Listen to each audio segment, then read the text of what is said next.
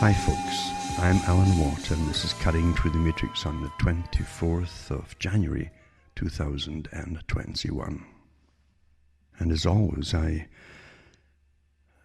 like to say that I hope most of you, because I don't know we can all feel great at this time, but most of you are getting through the crisis, the manufactured crisis that's across the whole planet right now, and coping with it some way or another. And I hope too, as I've said before, that folk are starting to realize you'll need each other in small groups to get through this long-term agenda. I mean long-term, because everything to do with sustainability hinges.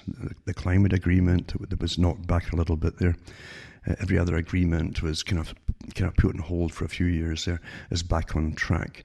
But the whole point of the climate agreement, and it came out from the different groups involved over many years, and the Club of Rome especially, was rather open about it, was to blame humanity. You're the problem for the climate changes, even though you've always had climate change on and off in different ways for probably millions of years.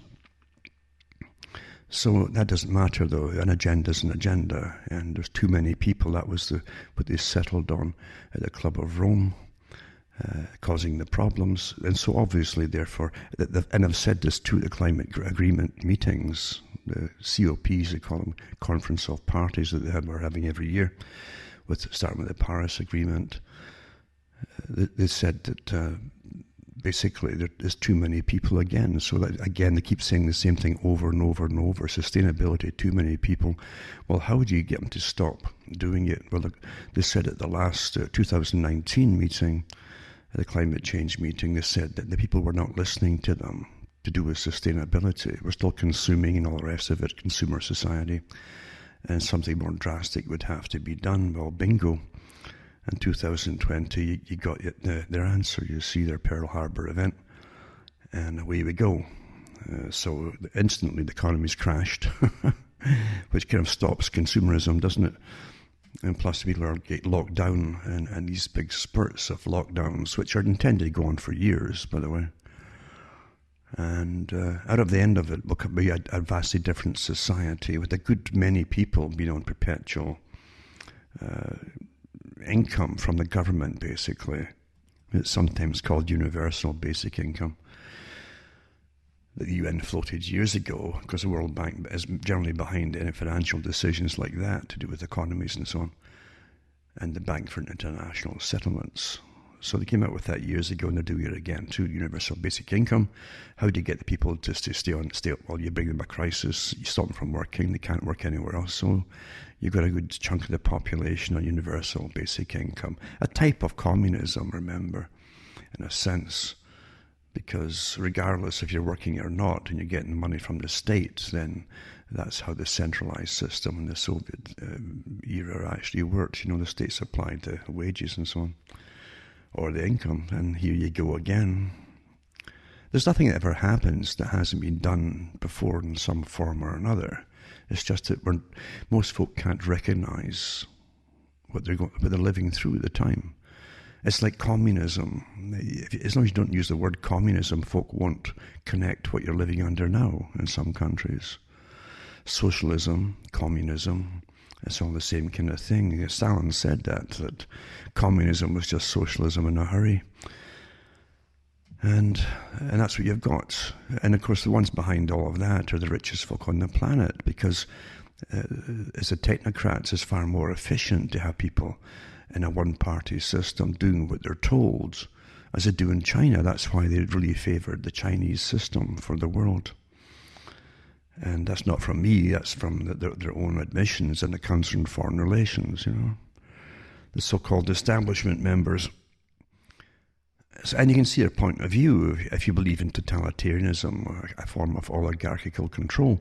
It does make sense from their point of view, because having to cater to folks' rights is an awful nuisance. And you have to go round things and delay things, even stop certain things, certain plans that you have, because dash it all that the folk have rights, and isn't that a nuisance? And so under emergency powers, which is a form of martial law, actually what it is, Emergency Powers Act, all your rights are suspended if you've noticed. And that's why they brought in this again, along with the COVID, suspension of all rights, crashing the economy, which is a war act. That's what you do against enemy states. You try to destroy their economy. Well, literally by order of decree by your own governments, they stopped all the economy and put thousands and thousands, maybe even millions of small businesses across the planet, no doubt about that, maybe even billions across the planet, complete out of business altogether. Never been done before. World wars didn't stop the economies and declare that certain things were essential, non-essential like that. But it's been done under the guise of an invisible threat. The most folk, apparently, if you get it, you won't know you've had it, and you'll have antibodies against it in no time at all.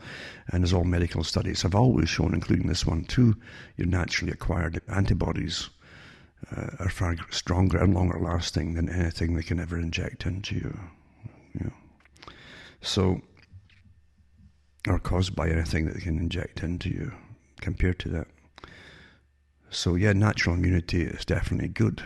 And it was very telling to me because, like everything else, as I mentioned since 2001, the hardest thing would be to hold on to your sanity as you go forward. Because big changes were made to be implemented and planned to be implemented. And you're living through them as they're implemented. All kinds of them, social changes, changes that make you kind of laugh in the beginning and then make you rather scared because you see that you're being taught and told you better accept what you're seeing is not what you're seeing. It's what they tell you you're seeing. And they back it up with laws now and all kinds of nonsensical psychological warfare terminology like hate, So if you see certain things happening, or even being told to not to call something what it's called already, and always has been for a good reason, by your own governments, then you're in trouble, aren't you? You truly are in a strange Orwellian system. Which Brave New World was more passive the way they managed the people, and they drugged them a lot too, of course, with their happy pills and lots of orgies, etc. But in the George Orwell's 1984, you definitely had the boot stomping in the face of the peasant forever, the average person forever. That's what we've got happening now. You're being told by the authorities under martial law systems, emergency powers, to obey, no matter how ridiculous what you're being told to obey happens to be, and how detrimental it is to society, psychologically, economically, and every other way too. And you're being taught, to go along with this, even though the science, I think Dr. Vernon Coleman and others too, and I've said the same thing, science has got to be verifiable with testing and repeated tests and so on by other independent agencies. And that's how you come to empirical data, by constantly re-examining it and so on, and doing the same test and finding out what your results happen to be, using the same formulas. And of course that's not happening, as you well know. And you're told by these sources of information, the so-called official sources, contradictory stories, and lots of maybes and possibilities. When you get that, that's not science, that's opinion. And so it's a big agenda. But even the Lancet, the British journal, the medical journal, not the BMJ, but the Lancet itself, is another magazine they used to put out for the British health industry, talking about jumping on board with the reset, the Great Reset idea, and the chance to renew everything and get back on track with the climate agenda, etc. And all the things to do with fossil fuels, all the completely politicized. A magazine that's supposed to do with just basic health, totally politicized for a political agenda. Just astonishing to see that coming out too. So openly, I should say, because years and years ago I mentioned that everything's politicized. You don't realize it when you're living through it. I mentioned too that, like Jacques Ellul, who's a great philosopher, in fact, who wrote the book Propaganda, about propaganda, you see, and how it's been used forever by experts. He touched on Bernays, of course, who really used his techniques and marketing skills for propaganda purposes, for governments and private corporations. But Ellul said that you're brought up with, it used to be novels. You see, novels were the big thing before you got radio, then television, and then you had all three combined. But whenever you see anything to do with police and detectives and so on, it says that's propaganda. You've been given a fake reality of what it's all about, what policing's all about, and detective work's all about, to make you believe that they're all out there for you, you know. And he said the same thing with medicine. He said television drama series and things like that, which were awfully important in the 60s and 70s and 80s. All the identify with the characters in the hospital. They can't sleep at night because, you know, they want to get up in the middle of the night when an idea hits them to cure this or that patient. They're not in it for the money or anything, and you know, and same with pharmacology, and in those dramas too, they bring in pharmacology, the latest drug. Oh my goodness! And everybody's crying, and it just cured this family's little boy or girl. He said the same thing. This is how propaganda works. It's mainly through fiction, and it's so much padding of every story that you see through fiction, whether it's a movie or TV drama. It's so much padding of political correctness, the latest updates on what's now normal, you see, and what now you should think of this that maybe you thought something before. So your opinions have to drastically change to be acceptable within society and your peer group, who are all being altered at the same time by their masters, unknowingly, a lot of them, you know.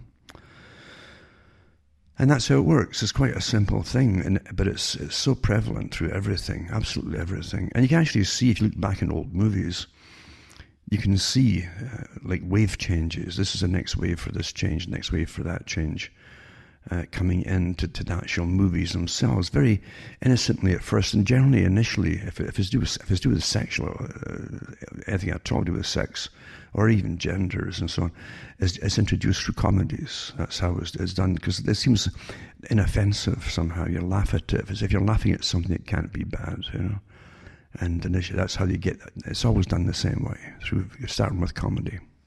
But when you look into the Department of Culture in every country, actually, many years ago, I said, well, why does every country under the United Nations have its own Department of Culture? If you are the people and you are the culture, why would you need a Department of Culture? Well, it's to guide the people into culture and to change it and direct to change. That's what it's for. And they give incredible arts grants out under the guise of art to all kinds of novelists, script writers and movie writers, screenwriters and so on. And they get paid extra bonuses and with lists of things to insert in their stories.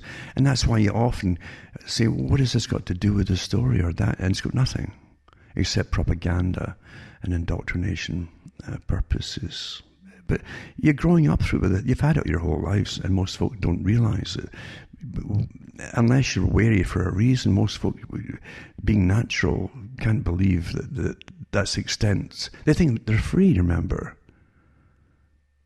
Remember what Bertrand Russell said, the people will keep thinking they're free because their government tells them they are so.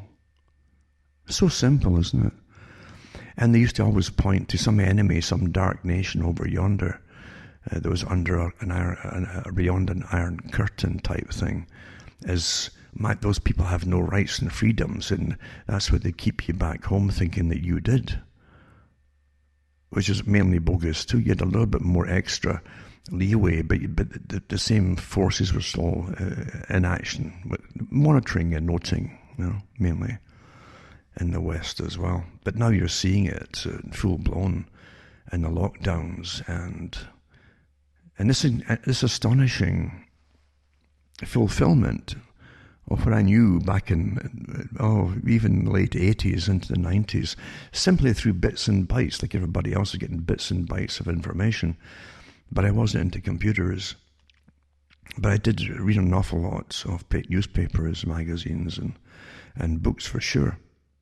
And you would get the gist of what was to come, without often explanations of why they must come. And before you even got, oh my God, you've got to get a computer. That was that was a message in all the mainstream media at the time. Isn't it naughty? There's all this pornography on the computer to entice folk into getting them.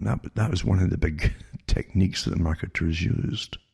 And now it's quite normal. Most folk are growing up with pornography, and all age groups use it apparently. And it affects them because whatever is introduced into your society, as they say in evolution and so on, and sociology, will affect society, alters society, just like basically cars alter society. The very fact you could just jump in a vehicle and move, and it became within the reach of other people. You know, if you could even get used and second-hand ones, but you could go a long distance in a car where you couldn't really do it with a horse so easily. And most folk couldn't afford a horse at one time because they're very expensive to keep and maintain, you know, with vet bills and things that happen with them. Never mind feeding them in the winter time especially. So, yeah, you had this bit of freedom where you could go travelling. So that affects society. Your outlook changes when you have that bit of freedom.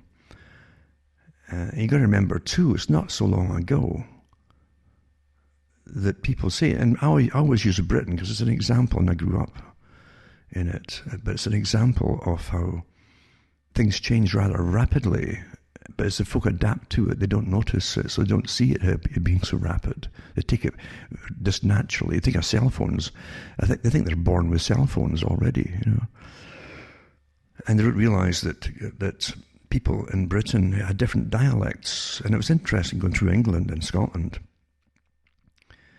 And towns even 3 or 4 miles apart could have a different dialect from the one, because that's about the distance people could walk there and back in a day. That's how a journeyman too, a tradesman, that's where the journeyman came from, how far you could walk in a day, you know, to a work, to a job.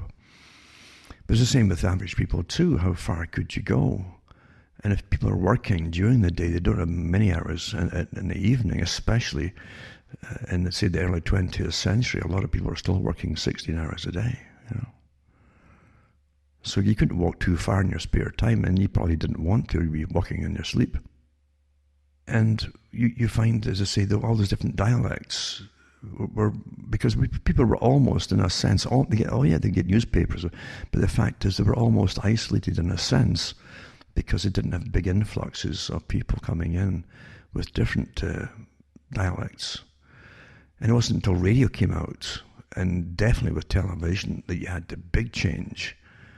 And people started to adopt and adapt into using what they called the transatlantic accent, which was the little joke they had, because everything you saw initially from the movie versions and TV dramas and series was mainly westerns and things from the US, old westerns and stuff. Until they developed this accent that wasn't really quite English, not quite American, a lot of them.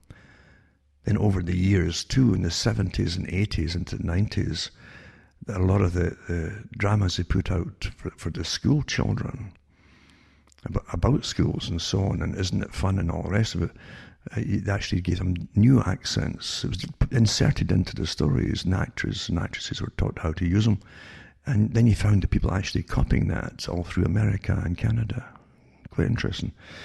So as I say, you're living through constant planned change, and you don't even notice it. You simply adapt into it. But so everything that's introduced into society, any physical thing too, definitely changes society. Look at just the phone. When the phone came in, suddenly folk and businesses could communicate with people across their country and maybe even across the world. And suddenly you've got a whole vast different outlook on businesses altogether, and small businesses even in your own country, even in your own shire in Britain. Because now you've got more instant communication to do with deals and so on. So it definitely changes things. You adapt and change. So those people who plan what technologies are to be really investigated for worth and use and funded into being, end up running a lot of the systems that now control you, definitely in high tech. And You look at the NSA. People talk about, Silicon Valley is now a force to be reckoned with. There's nothing out there on a big scale that isn't part of one big corporation. I mean, the one. They're all divisions of it. You couldn't have a separate NSA, separate from Silicon Valley doing its own thing. It doesn't happen. Any more than Facebook as an independent organization. These are all funded into being with front people generally. Front people are very important. And as I've said before, it's been exposed in the past, and admitted so, that many corporations, big ones to do with the military-industrial complex, were funded completely through different budgets by the CIA, that then operates them and puts their own operators in to manage them. Lots of the big organized companies and corporations are the same. Same in Britain. Britain was doing it through MI6 and so on, MI5. Forever. And even before you had the term MI5, they did it too. So if you want to look at whatever term you want to use, include the modern term of deep state, that's always been here. And it never decided to let go its power over its control. What power ever just says, okay, yeah, we're going to give up power, you can have it. Doesn't happen. If anything, they must always increase their power. That's what power does to people. And how does it do that? It's more control. Power is control. And under the control, everything underneath it, including populations, must be controlled. That's what the internet was initially for. Get folk into it, they're dependent on it. I gave the same talks in the 90s to get folk dependent on it. Lots of little freebies initially, and look at that, look at this, and so on. And then get them used to putting all their information out electronically on a daily basis. That's completely pigeonholing them into profiles, you see. And then start roping them in. It's like a fishing net, where you have it looks like a big square when they cast it off into the ocean. But there's actually ropes, like a drawing note rope that you pull it and it tightens all it into a top, just like a pouch, and tightens it. So everything inside it's trapped. Well, it's the same technique. And I said in the 90s too, that eventually they'll take all the freebies they give you away from you, knowing you'll still be hooked on it because you get used. People will continue doing things that are bad for them because it's habit and it's routine. The routine is very important in creating habits and for control of the people. So even when they know, well, this is maybe not so good for me to indulge in this or that or the other, they'll still keep doing it. And then, of course, then they end up making it mandatory for people to use it if you want to even get your banking done or bills paid or anything like that, especially under COVID. And so they've got it all sewn up, and that's control. It's all total control. I can remember, too, when people first started to hear about Al Gore, before they got to know him more by the whole climate problem, as he called it, and too many humans, etc., and sustainability. The same stuff as Maurice Strong was pushing. They all belong to the same club. But Al Gore came out before that talking about, the computer, this internet is going to change society, the whole planet, and everybody will have to be on it, and it'll work wonders, and so on. He even took credit at one point. That was a big joke, even in the media, that he claimed he invented it, which was a real joke. But he was quite right in the fact they'd all had their big, massive meetings of how they would introduce this thing into the public domain, and how it would change society completely, drastically. And for those who control culture and society, it was too great an opportunity, obviously, for them to just let go, They jumped on it from the very beginning. You've got to go into the history of the internet and ARPA, then DARPA, that managed and controlled it during the whole Cold War, All sides in the Cold War used computers, systems, and hacked each other and did all these kind of things to each other, listened to each other, even collected to chat amongst the different programmers and other sides of the world to try and analyze what they were thinking and talking about and so on. So everything was done eventually on the public in the West, like today, was already done during the Cold War, and how it would influence and change people's opinions and behaviours, and so it certainly did. Just like the television literally stopped people from going for walks. Couples used to go for walks all the time in Britain, but before TV. And suddenly this TV comes in, and yeah, there was nobody going for picnics in the park, and so it all just completely stopped dead, almost instantly. And you got all these reruns of programs that came from the States, old programs that they got pretty well cheap, I guess, to watch television. And so yeah, it altered behaviour. Put that thing in the room and it altered behaviour. They did the same thing with the radio, the BBC, because it was really, the BBC was really a propaganda department for the British government.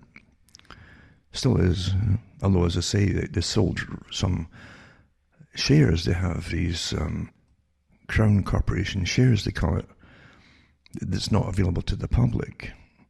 But it did come out a few years ago that a whole chunk of them had been sold to the CIA. And the BBC definitely has been at the forefront of all the big propaganda scares since its inception. And it's been used for wars in a big way for propaganda. And in between too, for updating, again, your updates, your politically correct updates, what you should think today about this or that or whatever. And change your opinions and views on certain things, constant. But they also they found out that before World War II, they had these radio shows on BBC where they give you dramas, like a series of a drama. And every one would end with someone that they called the cliffhanger, where the hero was hanging by his fingernails on the cliff edge or something, knowing that you'd tune in to the next day to find out what happened. And it made folks stay at home rather than go out for a walk or whatever, do gardening. And so again, your behaviour was being changed. And they were doing surveys and all that at the time. That everything is done to the public. It never, it is done intensely, using your own tax money right up to the present day, on your behaviour to see if it's working, whatever it happens to be, So you get that computer, then you get the cell phone, and the cell phone is just a miniature computer really, and then folk chat about everything everywhere they go till your behaviour's changed again, so much so that a lot of them end up in car smashes or causing them when they're chatting away, and they forget where they are when they're driving. They forget where they are when they're in the middle of the stores, going down the aisles chatting away too, saying things that they shouldn't be saying. It's just astonishing to see how you adapt into it, especially things that are a bit outside of your basic ability to adapt to. You can adapt to bicycles quite easily, for instance. And then you can start to adapt quite a bit easier to still with cars. You were still in charge of things. And your senses were alert, you see. But when it gets into something to do with conversation, which generally only happens when you're static, you're not cycling or driving a car. When you're moving it, that's not quite so normal in nature, you see. Unless you've got a great pair of lungs and you can jog along and still have a conversation for 2 hours straight. But normally it doesn't work that way. So you find that folk lose it when they're in places talking about to someone else far away and forgetting that there's people around them that are just shoppers listening to these conversations. Astonishing what they come out with. And so, yeah, everything that's put into your environment changes you see. Just like that's why they gave you the face mask with COVID. It completely alters behaviour, and it fulfills many purposes. One of them, of course, is to stop conversation. It's very difficult to chat to anybody with a mask on your face, and they've got the same. Everything's muffled. Everything's uncomfortable. The people want to pull it off all the time. You can see even on clips on the internet from the TV. I don't have TV, but you'll see that, and they keep pulling it away from their nose, trying to get a breath, because eventually the moisture from your breath clogs up the little pores in the mask. It makes it harder to get oxygen, which your body needs, believe it or not. It really does need it, and which brings me around to one topic I'll just touch on tonight too, is that it's two topics. Well, it's two articles. One of them's about, you probably read it, about that some experts are now advising that you wear two masks. And I daren't even go any to where asking where the second mask is supposed to go. But the other article is about speaking can spread COVID. Speaking, you see, can spread COVID. And we already had it when they started with singing. Well, you can't sing anymore. It can spread COVID because the particles might travel further, they said. And so they've come out with the same thing now, but talking. So now it's best not to talk. Wear a mask. Can't breathe properly. And you can't talk now, because you'll save lives by shutting up. And of course, if you shut up, you can't spread any information about, or even questions like, why on earth are they wearing these darn masks, and suffocating ourselves? But then there's the answer to it all, right? It's obvious now. You're starting to get the picture. If breathing is bad for the environment and for spreading COVID, I guess the answer, right, is maybe there's a logic. We just stop breathing. Is that what they want? It wouldn't surprise me, because the Keystone Cops are truly in charge of the sciences right now. Getting back to what I'm saying though, is you have no idea, as I say, that your behaviour is constantly being altered. Constantly. And why do you think it's harder to talk to a previous generation? Number one, they've been taught that they're old, especially in the Western cultures. They're old, therefore there's no point listening to them anyway. They're valueless. That's what you're trained to believe. Of course, that comes through dramas and movies and so on. Look, they're all senile, obviously. Anybody with an odd opinion is old is obviously senile, right? Whereas in other cultures, the cultures that will succeed, by the way, the cultures that have strong family, because you don't realize the West has been under incredible attack to destroy the family for a long time. The same targets, it's always the same targets. But in cultures like China or India and other countries around those nations, you'll find that they have strong family units, and they respect the elders. Often the elders they still live with them. A great thing when you think about it, in cultures where they're not killing each other because they're all closed in together, compared to the West can hardly get along with anybody, even one person in their home these days, But in those cultures, they still have a discipline of the culture, and the elderly have a big say in things. Sometimes they're the ultimate say in things. And so they're respected for their wisdom because they have lived longer. They've seen the cons that governments pull down through their lifetime, and they can pass it on to the next generation. So they're really regarded with a bit of awe and respect. But in the West, it's completely different. You've been taught to almost despise them, or throw them away into these homes and try to forget that they're there. And it's a sad thing too. You realize what you're missing out on. The children don't miss it. You were children. Well, the whole point of it is you used to have the elderly dying inside your own homes at one time. So they all lived together, and they were part of the family, and the whole family saw what was happening. And you truly grew up with you had more maturity about what life's about, and respect as well. About the fragility of life and the shortness of it. When you're a child, a day seems like a month. It seems so long. You pack it full of thoughts, and you're traveling at 100 miles an hour. That's how you are, basically, in your mind. But as you get older and you realize, life is pretty short. So when you had the families in your own midst there, you realized that part of you is leaving you forever, when they were dying. And you right to the end, undertaker came to the house and would often deal with the corpse in the house and get things ready. And then it was left there in the coffin. And then once the usual rituals are over and done with, it's taken out and buried. That's how it used to be. This is an ancient history.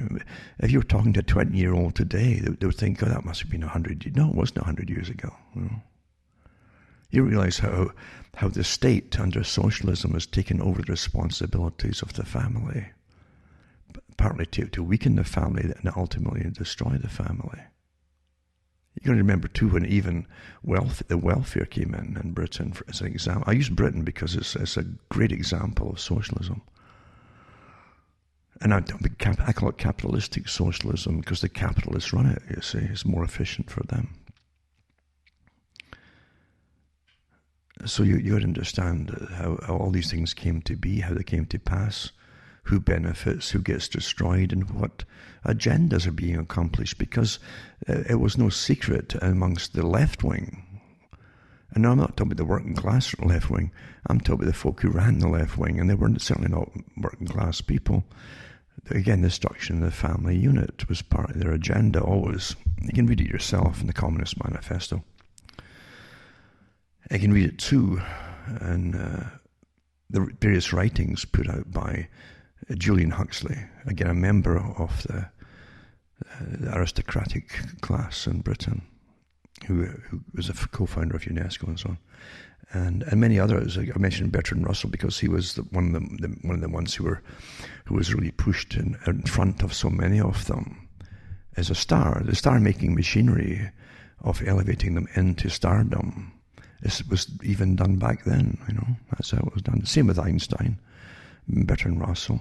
And today it's the same thing. They pick certain scientists and make them stars using the star-making machinery, lots of money behind them, promoting them everywhere you look, and not just a person. Even Fauci, they've used it on, So he's not just a person, now he's a genius, and they've got artists like the women are just swooning over him. Oh my goodness, like a rock star. This is the star-making machinery. It's all bogus. But it works awfully well to imprint in people's minds that these folk are somehow super special. And so when they say something, you should follow them and do what they're told by them. And that's how it's always been. You don't realize that so much of the past was complete fiction, really, that you swallowed as reality, including the whole entertainment industry.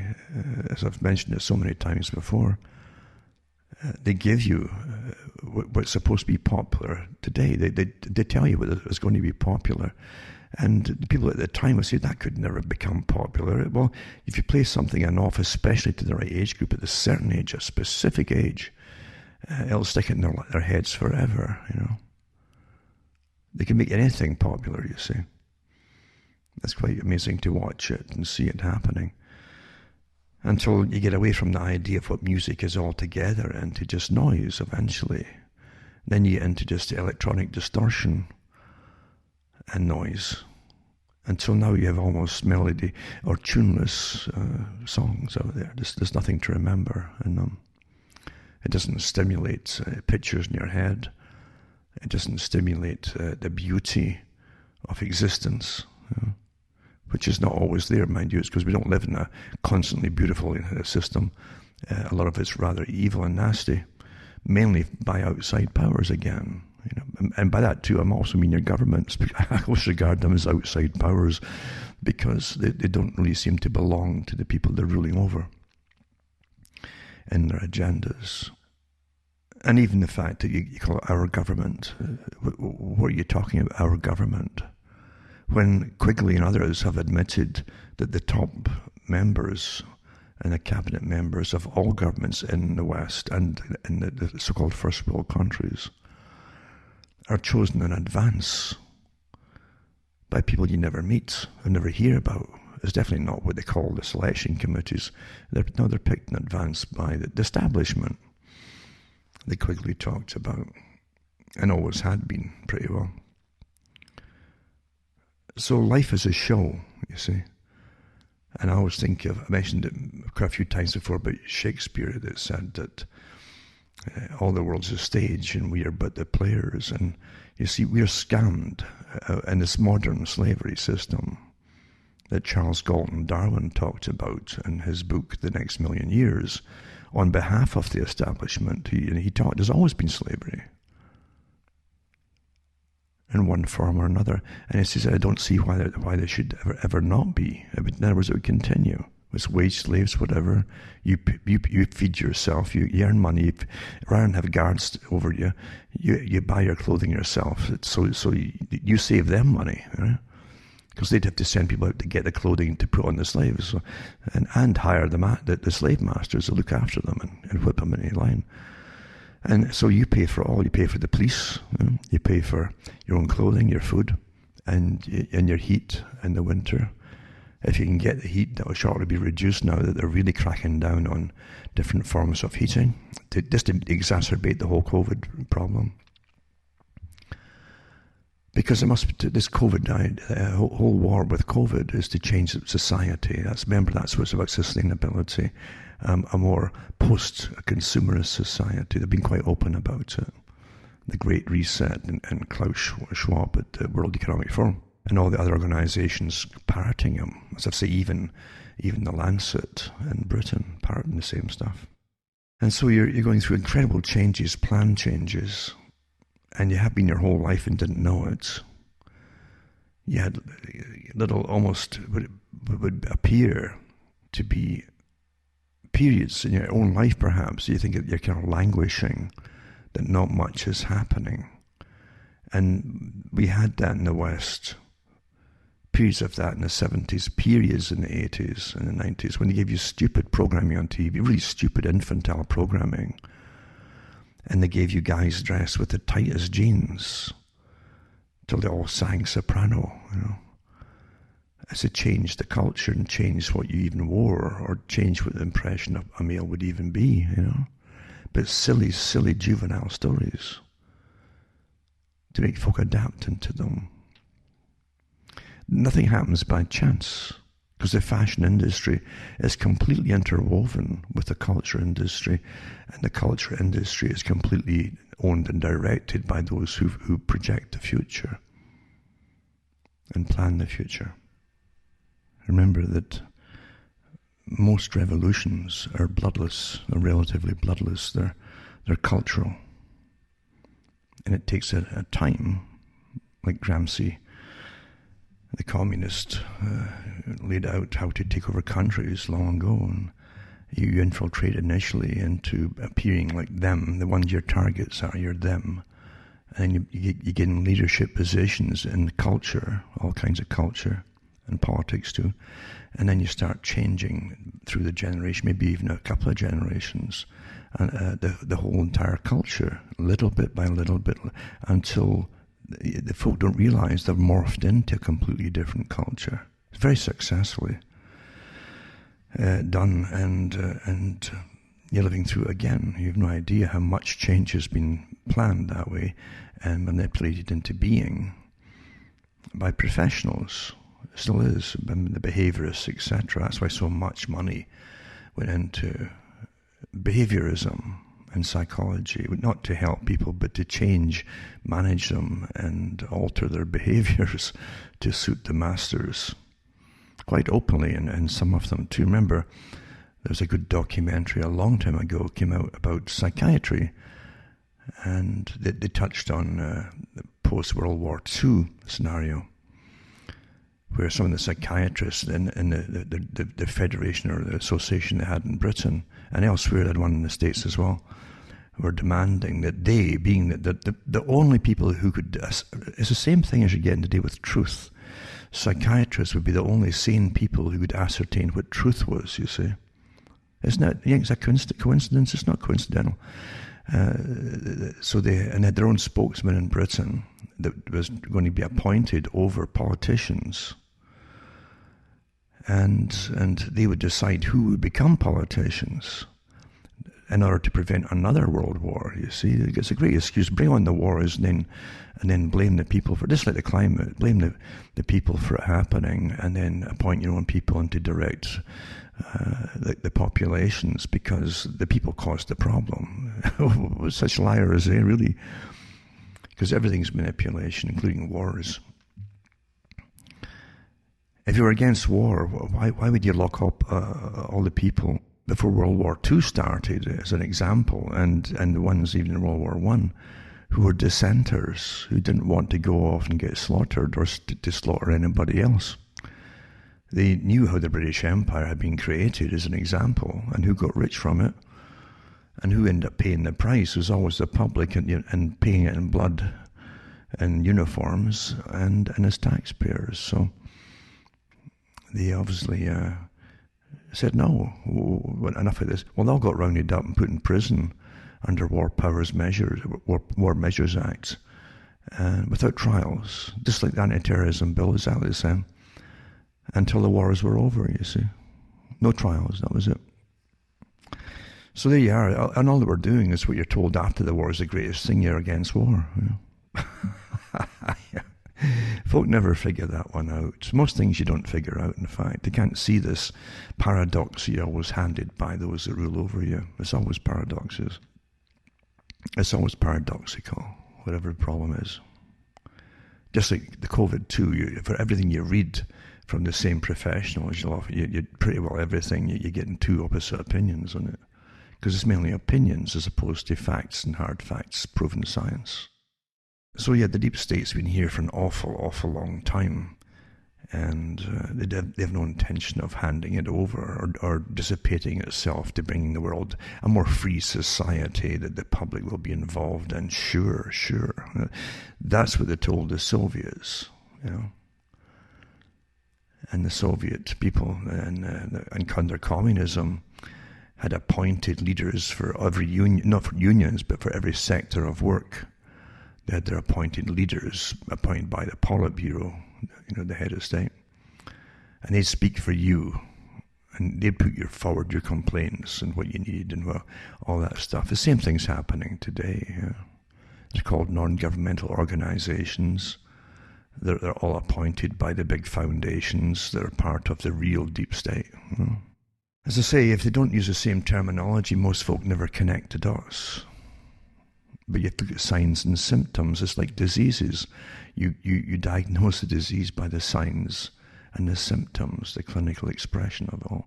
And even that's gone out the window with COVID. It's all down to testing, just the PCR tests, And this top virologist came out and said, this is ridiculous. You've thrown clinical diagnosis out the window. You've got to have the clinical side of it. Observation, history of the patient, recent history leading up to it, and so on and so on. Signs and symptoms. So there's but the fact it's been rushing on the same way, regardless of the massive backlash from the real professionals out there who have nothing to gain by saying what they're saying, when they're coming out with alternate facts about all this thing that's going on. It makes no difference. It's written in stone. I said this at the beginning. This is an agenda that's going to accomplish the whole sustainability mission of reducing you to poverty, which they call austerity. Of course, they'll have a class system in it, no doubt about it, a real class system. And of course, those running it all will be in the upper classes, or the middle classes, I should say. The ones who own it all are way above, they're above the stratosphere, so to speak. Not really, but so to speak, as I say, because most of them you'll never even hear about who they are. I really like Benjamin Disraeli's quote in his book Coningsby. It was a novel, but he put a lot of truth into it. That's where a lot of the truth was written at that time. You get away with it in a novel form. It was dangerous back then, even to speak about certain things, because governments have hit squads. They've always had, and they're rather active during the Victorian era, And in that whole period, it was rather dodgy. You'd be careful what you said or even thought or expressed.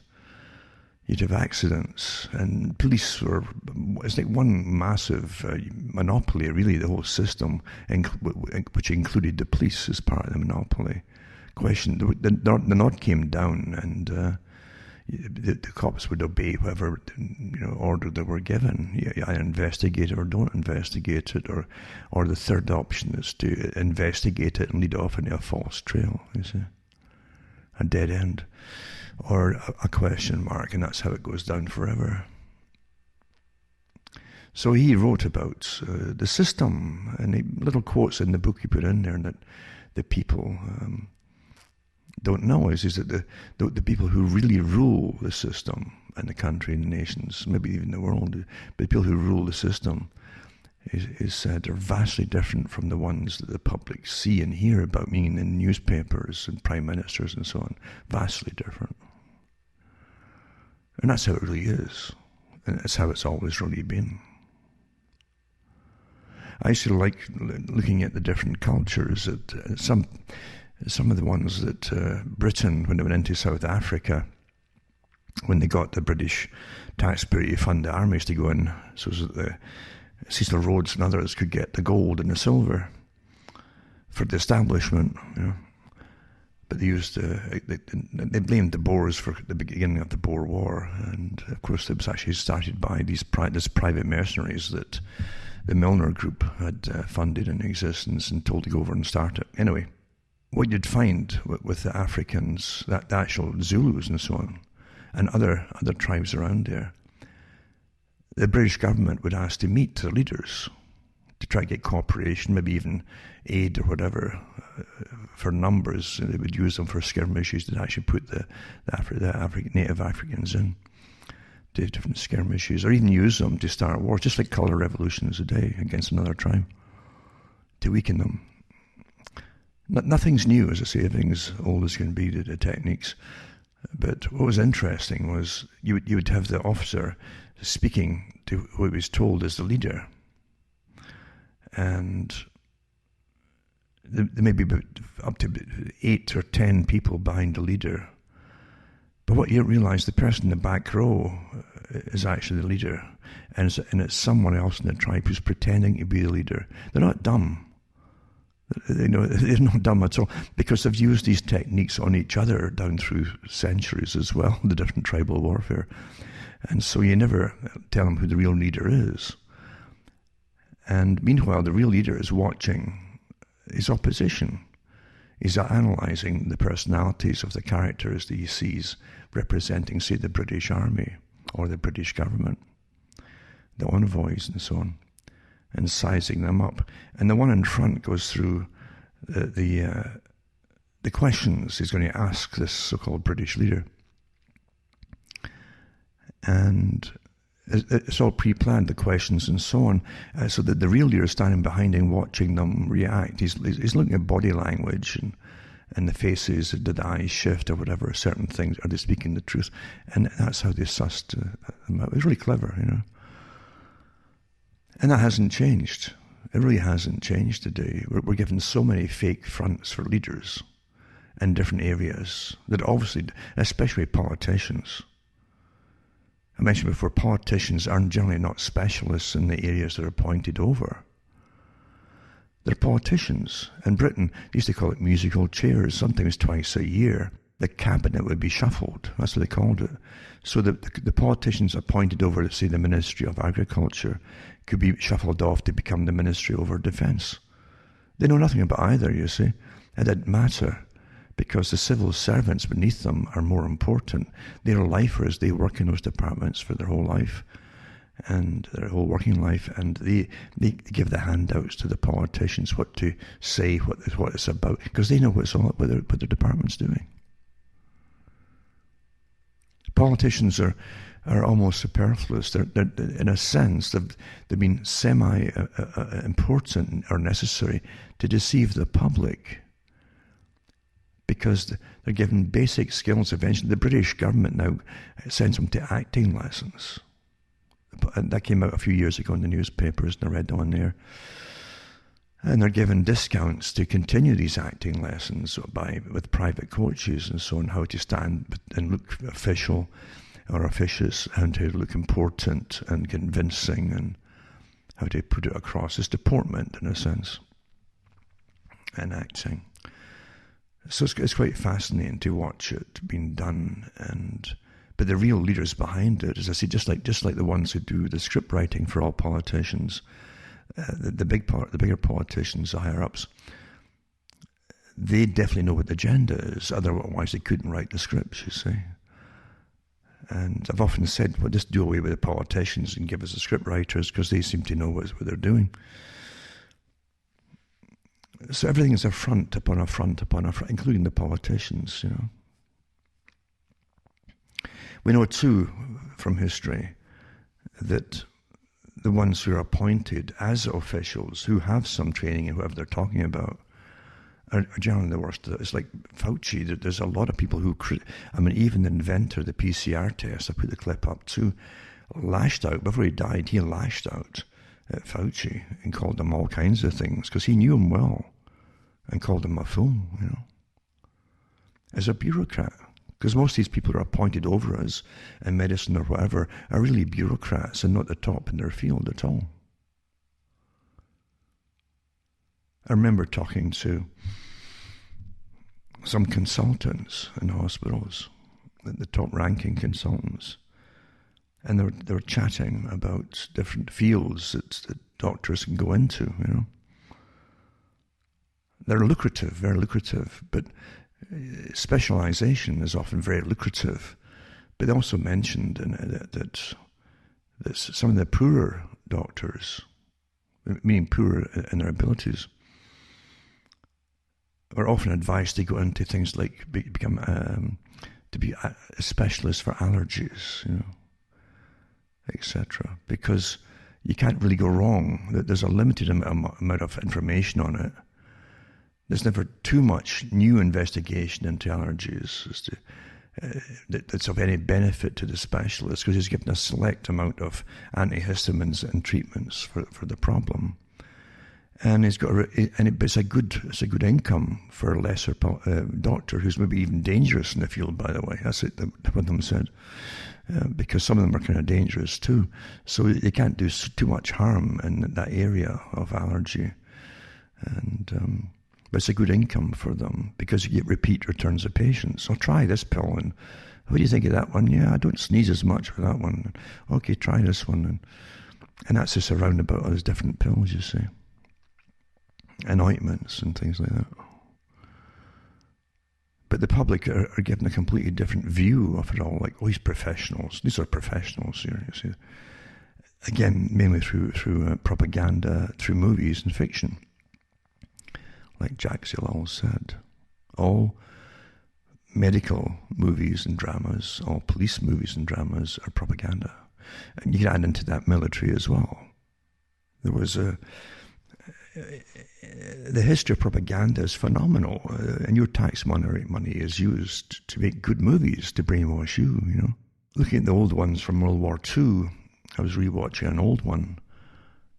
It was with Gregory Peck. It was about an Air Force commandant in the US military stationed in Britain during World War II. That was a drama.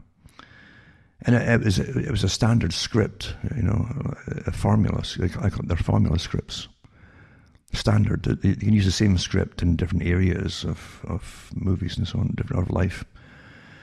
But you know, the guy who's the commandant when Peck is sent in is to replace this previous commandant who's kind of cracking up with all the air raids over Germany and stuff, and he's looking after these guys getting shot down, and he's cracking up because he's losing members and young guys, and they look upon the older guy as a daddy figure, you know, and so they'd resent when the commandant is moved off and Gregory Peck takes his place, and he has to re-win their respect and all the rest of it and become the new daddy. And a formula movie. These are formulas, you see. You can use it in the Marines, in the Army, in the Navy, the same scripts, and other walks of life too. But it's good to study them, and that one, I can't remember the name of it exactly, but it was one of the more popular ones. But in the talk that Peck gives to the squadron, they're all gathered in the hall, you know, in the operations hall, and he's saying, and you will be going over to Germany, and some of your targets will be civilian.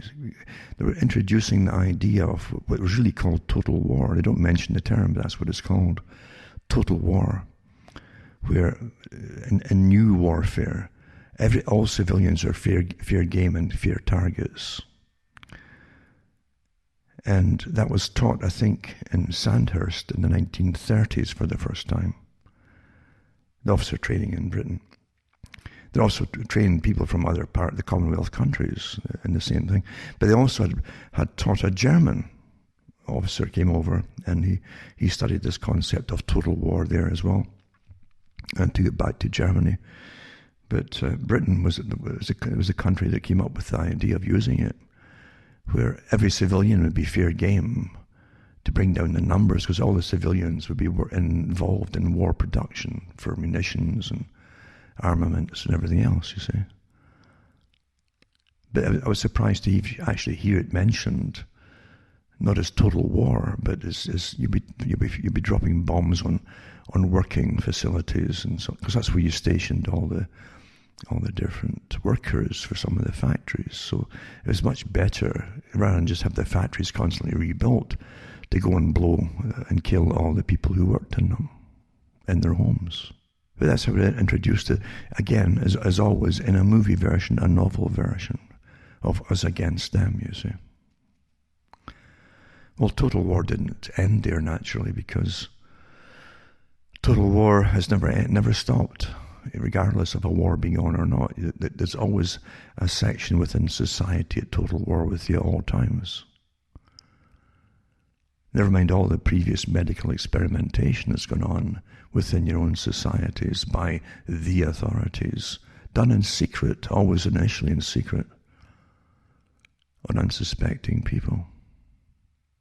And much of it revealed eventually with when the time limit is up on the Official Secrets Act, or stamp on that particular topic, whatever it happens to be. Some have never been released and can be constantly restamped for another 50 years, 50 years and 50 years, and on it goes. The same system that's using a complete wartime scenario called COVID to achieve an end, which all wars do, is achieve a goal and end, and to fulfill societal changes. Remember that. All wars are to fulfill societal changes. As Quigley said too, you can do more in 5 years of war, because government takes charge of everything, right? Then 50 years of peace and using propaganda to get societal change. And this is what you've got happening with COVID. It's the whole sustainability agenda. Why else would you crash the whole economy by order, by law? You just shut down. Never been done in history before, shutting down a country or a planet's economies. And locking up the healthy to save the sick. Never been done. It's complete antithetical to common sense and rationale and previous medical experience.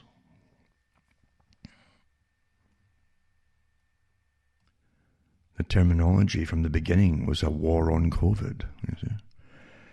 And the Emergency Powers Act came into being, which means it's a war scenario. In a war scenario, you change behaviours of all kinds. It isn't just gas masks, like I've mentioned before, it's face masks. Then it's standing apart from each other. All these things are to change behaviour and to change rational behaviour. It's not rational to stand all this distance apart, you understand? And the more irrational they can make it, the more bizarre it's all going to become. And when it's all really bizarre, they'll push more demands and compliance, or we'll never get out of lockdown. Even as they're telling you, doublespeak, and the white man talks through, like they used to say in old movies, the white man talks with a forked tongue, meaning two different things at the same time, from the same mouth. The experts tell you that after your jabs and all the rest of it of compliance, you're not going to get back to normal. And you'll still have to wear the mask. As at the same time, the same people are telling you, oh, you get the jab and we get back to normal. You see, you can't live with contradiction. It's deliberately meant to be contradictory, to drive you crazy and anxious, creates anxiety. On the one hand, they want compliance, so they say one thing. On the other hand, they have no plan. They're going to get you ready that you're going to be in perpetual lockdowns. You can't please tyrants, by obeying.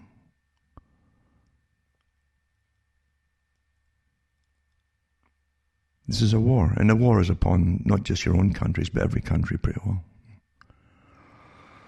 And out of it supposedly will come a reduced population, because you'll have definitely rationings to come down the pike in a full-scale war scenario. And you'll have to be awfully good to get rations. You see what's happening now with the internet. If you're targeted for some reason for spreading untruths, as they say, from the masters of truth, then you can be cut off of that, right? If you get basic incomes, you see, universal basic incomes, and there'll be more of the incomes getting dished out as time goes on, because more and more businesses are going on to thousands are getting lost all the time. I'll put these links up too to the articles I'm talking about tonight as well. I always do. So it's not just my opinion, it's from the articles. All the topics I mentioned. And so you're going to have incredible chaos.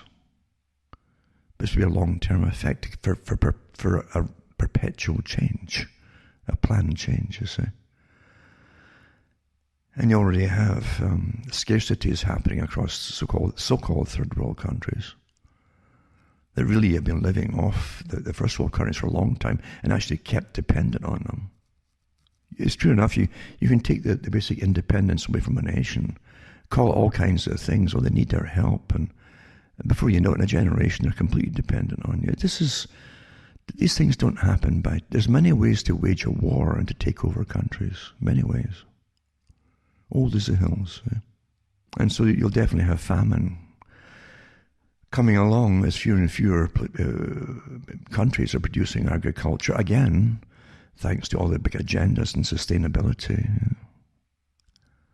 And they're cutting back on farmland use and then changing it to biofuel. Remember that con as well?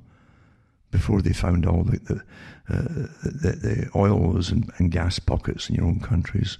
Let's create biofuel. But one third less food to consume because it's been made for biofuel.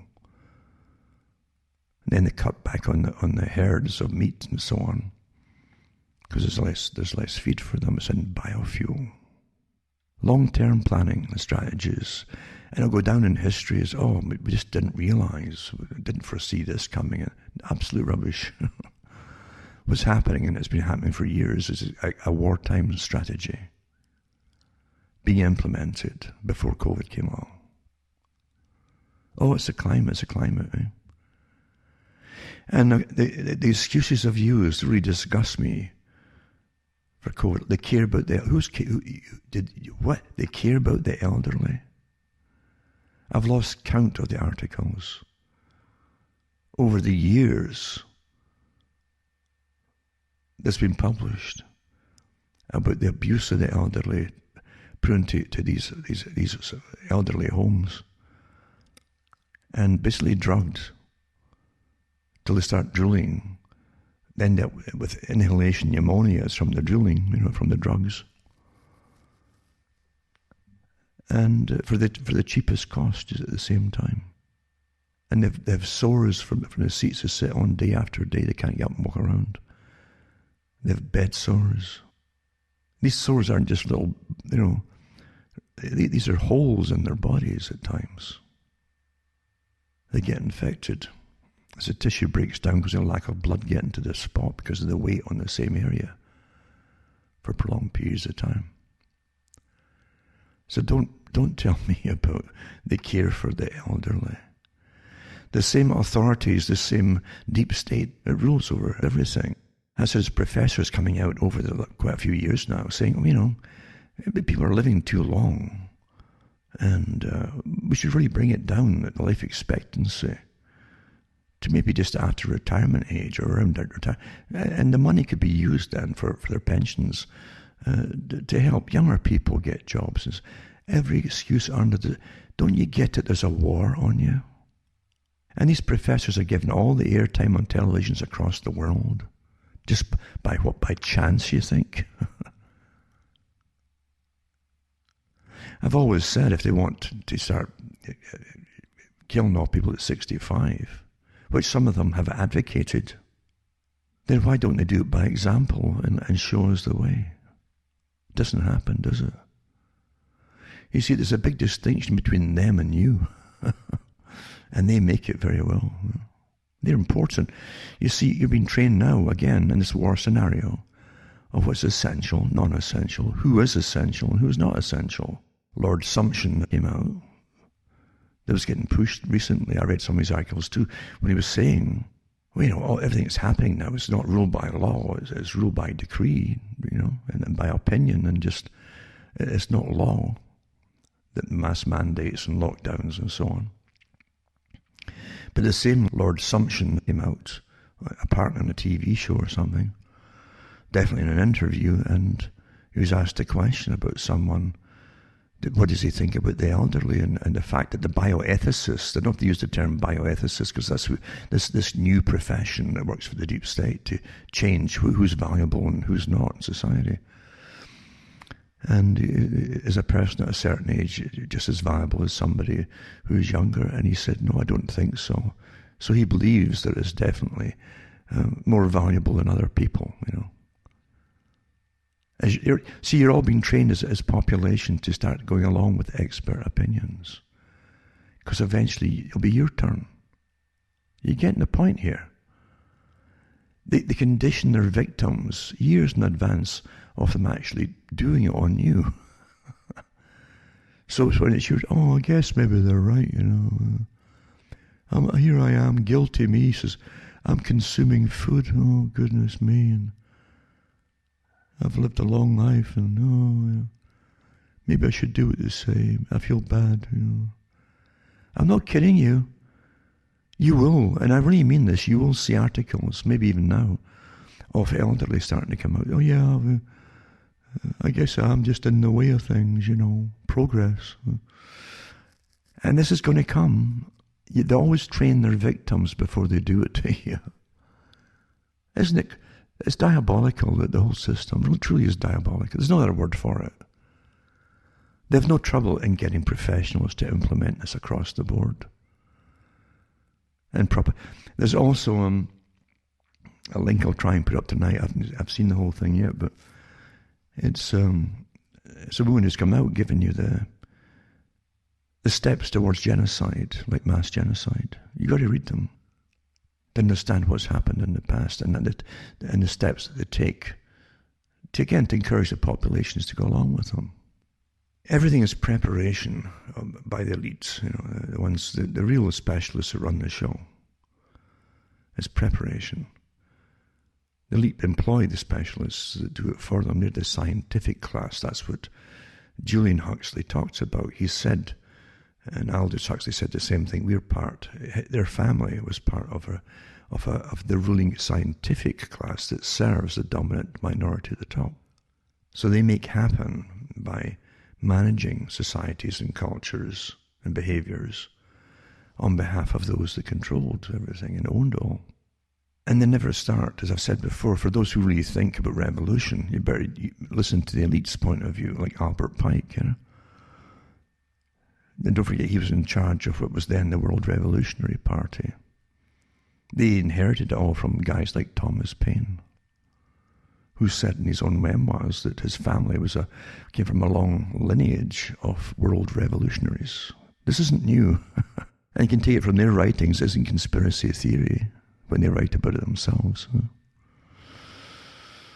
Especially when Thomas Paine was a revolutionary who came over from England and then went over to continue it in France.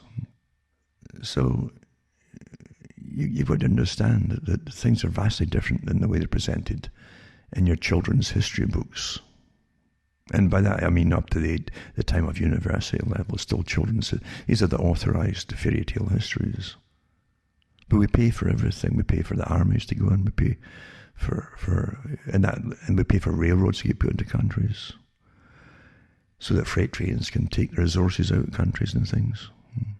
And then they make you feel proud back home of whatever this empire that you're told you're part of. You're told to be proud of it. Well, why should you be proud of it? Because you're paying for it all. You're paying for the railroads. You're paying for the troops to be over there. The companies and corporations aren't paying anything towards the upkeep of all that. Public-private enterprise isn't new. It's pretty well always, all the big projects for the state to be in public. You pay for it all. And those who run the state take it all, all the resources. And they take the goodies and so on, and the profits. So I always say, as I said earlier in the talk tonight, I says, Shakespeare says, all the world's a stage and we are but the players. And I always say that all the world's a stage and we are but the payers, because that's our function. Now remember, again, cuttingthroughmatrix.com. You'll see my sites listed there. These are all my official sites. Take a note of them, and remember, you can help donate to me and help me tick along here, because we're going through the greatest changes you'll experience in your life are happening right now. You're living through the history of it all. And unfortunately, even as you go through it, and then maybe 10 years down the road, if they start lifting some of the restrictions, if they do, then if they've decided they've changed the culture enough permanently, and they might even keep it going for 20 years. But you've got to have people who remember what happened now, and the players that brought it into being, and the years and years of sustainability agendas, all the way from the Rio summit of Maurice Strong in 1992. Then the climate change was all part of it. It came onto it for sustainability again. To the present, you got to remember you've got to remember all of this. Most folk won't. Most folk really don't remember much of anything that really happened on a big scale. They might be able to notice what happens personally to them, but they don't know the whys and wherefores or who's behind it. And they can't connect it to the other things too. They're all part of this big plan.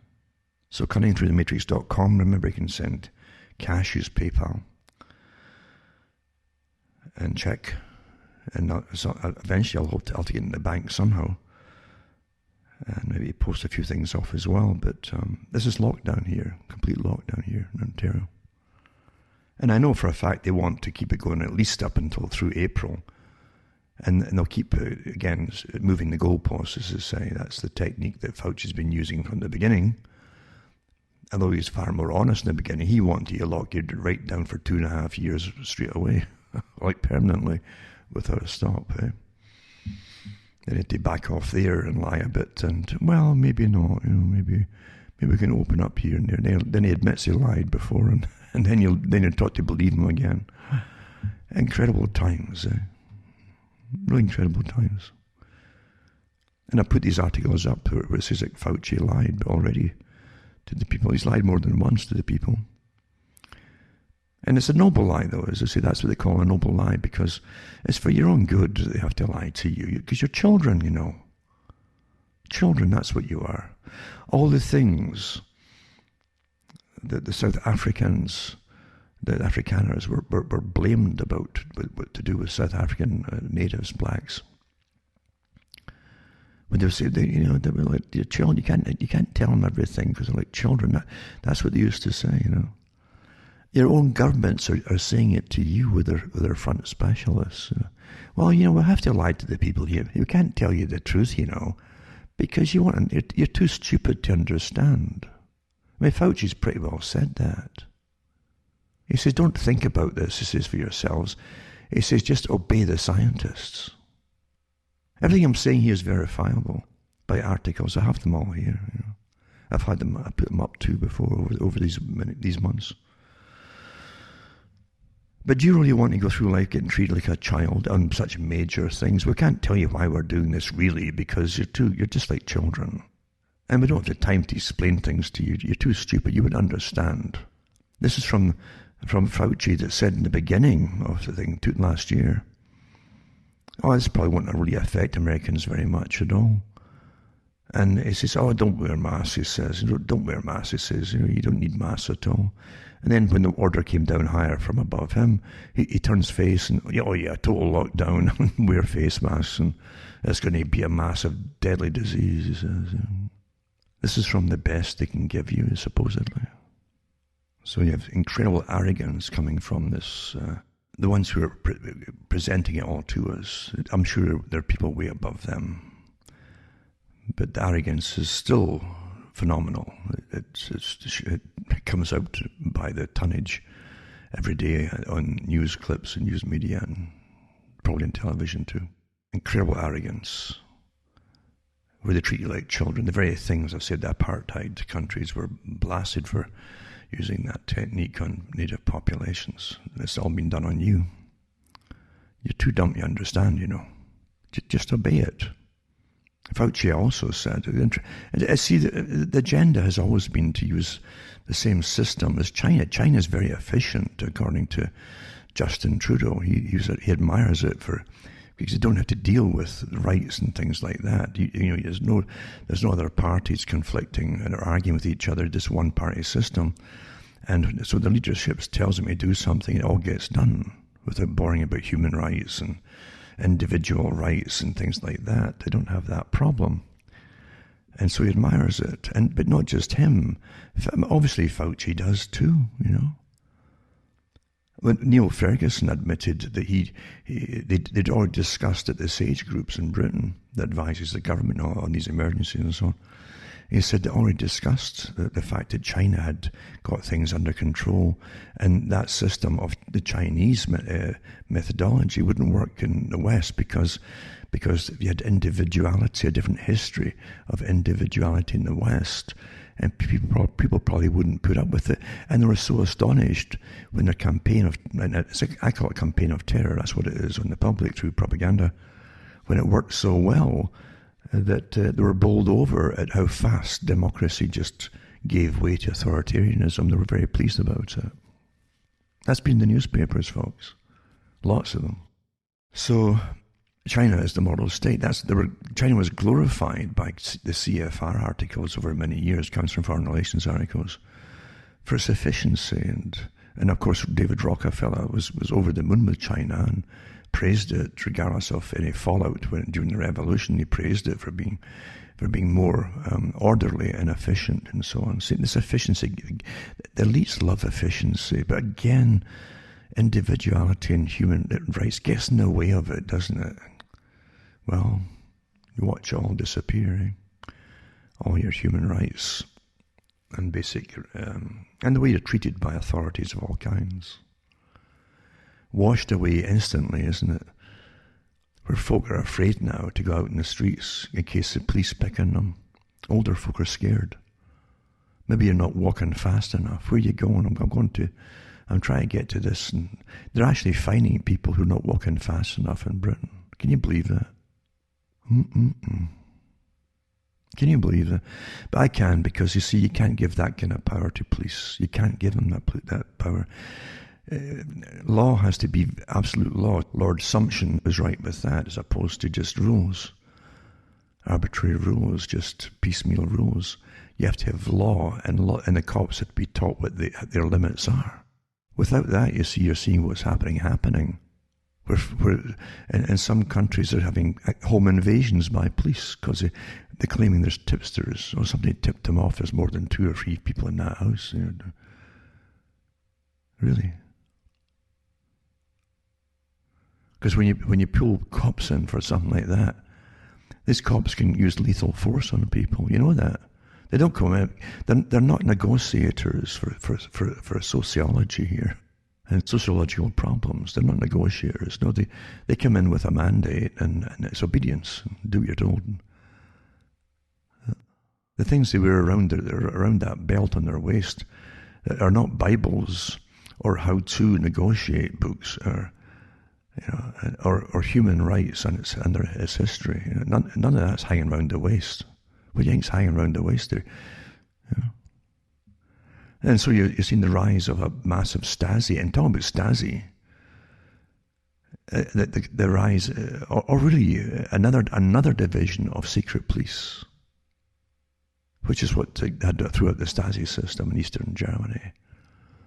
And the KGB had other branches apart from just themselves. They had other divisions that are similar, all through society. And we've been heading this way for a long time. When Pierre Trudeau came in, before he left office, he created the CSIS group for Canada, a secret agency that works within Canada. That's how it got created. And Trudeau was left to Karl Marx, you know, Pierre Trudeau. And you had the same thing with when Obama was in. He wanted to create an internal army. Remember all those articles in the newspapers?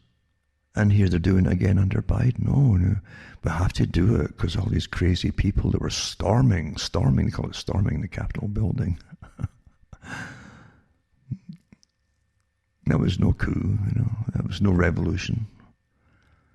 The ones who got in initially were a small group, and the other ones were encouraged just to follow them in. They fell for it all. They were getting prompted for years by certain leaders who helped the whole setup. Thousands of ordinary people there who were just ticked off and had been neglected. That's why Trump got in the first place. Massive segments of society still remain from free trade. Lost their jobs, lost factories, lost everything. Watched their towns go downhill, lack of funding and so on. The same folk watching massive influx of drugs in their systems, in their areas, as you say, or their states. And let's not pretend that it wasn't bad before Trump got in, They already had documentaries about Seattle that's dying and things like that. They had the ones to do with OxyContin, the drugs that were getting pushed for all over America, but certain states more so than others by design, I think. Disastrous. All parts of it. These are wars, people. These are techniques of war. And there's no doubt about it, the countries that the present drugs are flooding in from.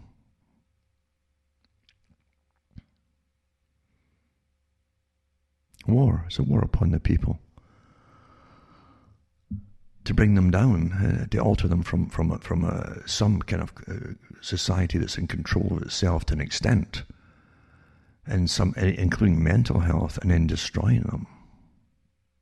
That's war technique, you see. And you think I'm kidding about that? Look at this, the studies that were done on how to take down Russia when it was in Afghanistan.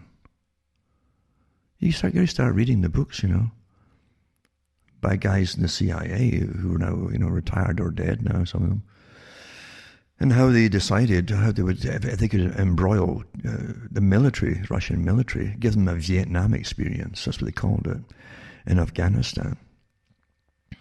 For years, it would bankrupt them even more.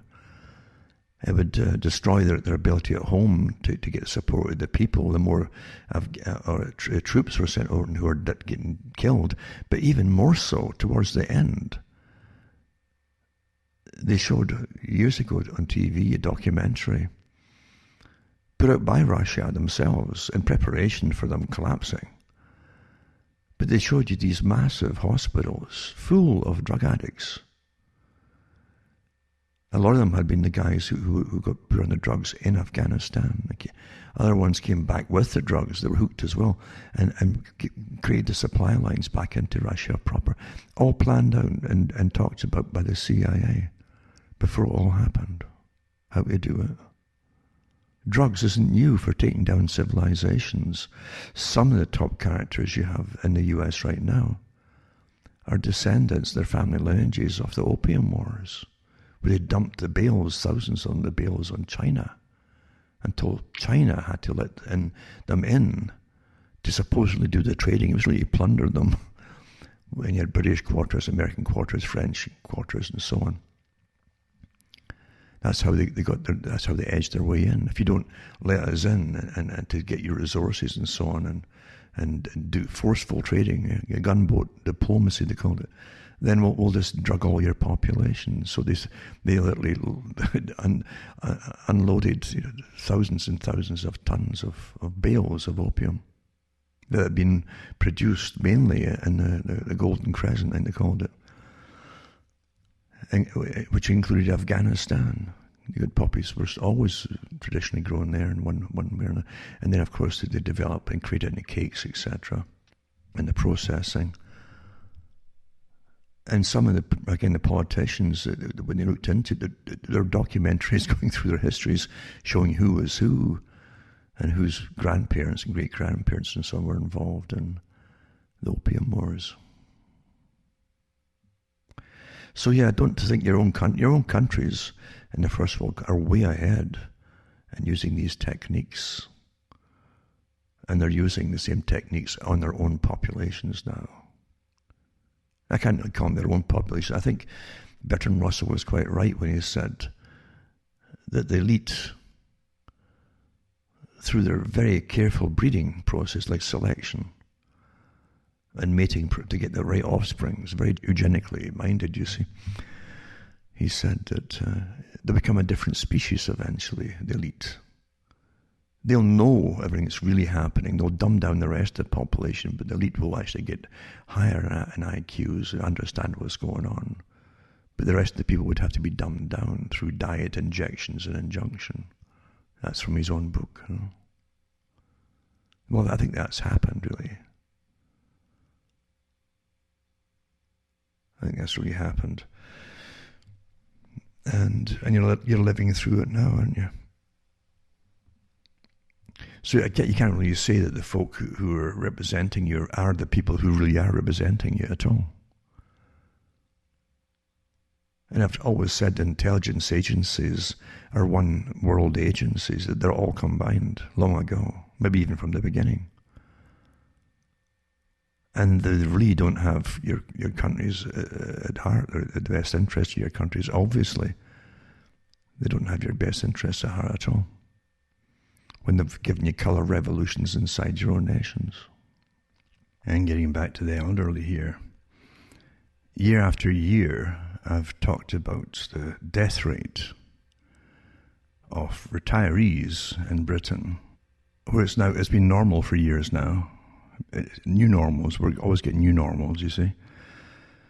As they train you in this new bioethics, as they like to call it, how to treat manage the people, and who should live and who should die, and who's expendable and who's essential and who's not essential, etc., etc. You'll hear more of this as they train you for your final end, actually, as I've said before. But they prattled on about the elderly every year and who are dying in their homes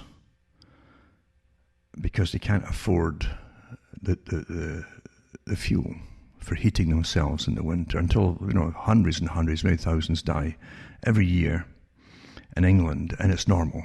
And this is from a civilized society, supposedly. It's utterly disgusting. And so this show of care, we really care about the elderly. We're going to change the whole world and lock down your economies and stop your economies and lock you all down your homes because it's to save the elderly. What an incredible lie from the same people who tell you, well, certain folk, we can't just pay for the fuel for everybody to live in their homes in the winter. This is from people who worked all their lives, can't afford the fuel. And Great Britain, I guess I'm glad they dropped the great part, but that's normal.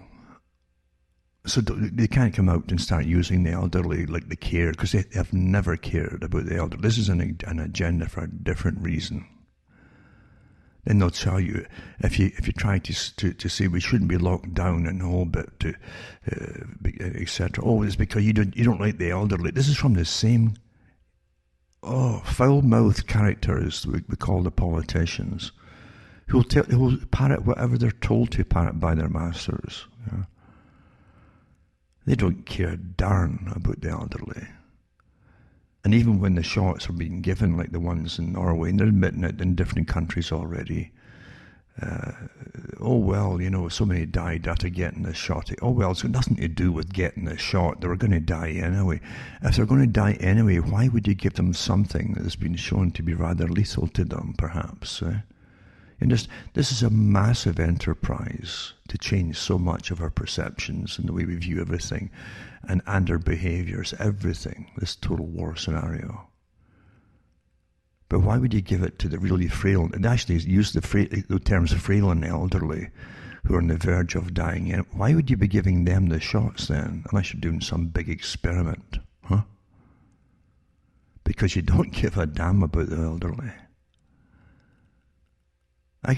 It's so odd to be been at this for so long. In the 90s, I went through the histories of I have to use the term the unborn. I don't think you're allowed to say anything different anymore. This because we're under such free society, right? But I said the whole point of this, the abortion, it wasn't for what they said it was. It was to change society's perceptions again on what humans are and what life is about. That's the whole point of it.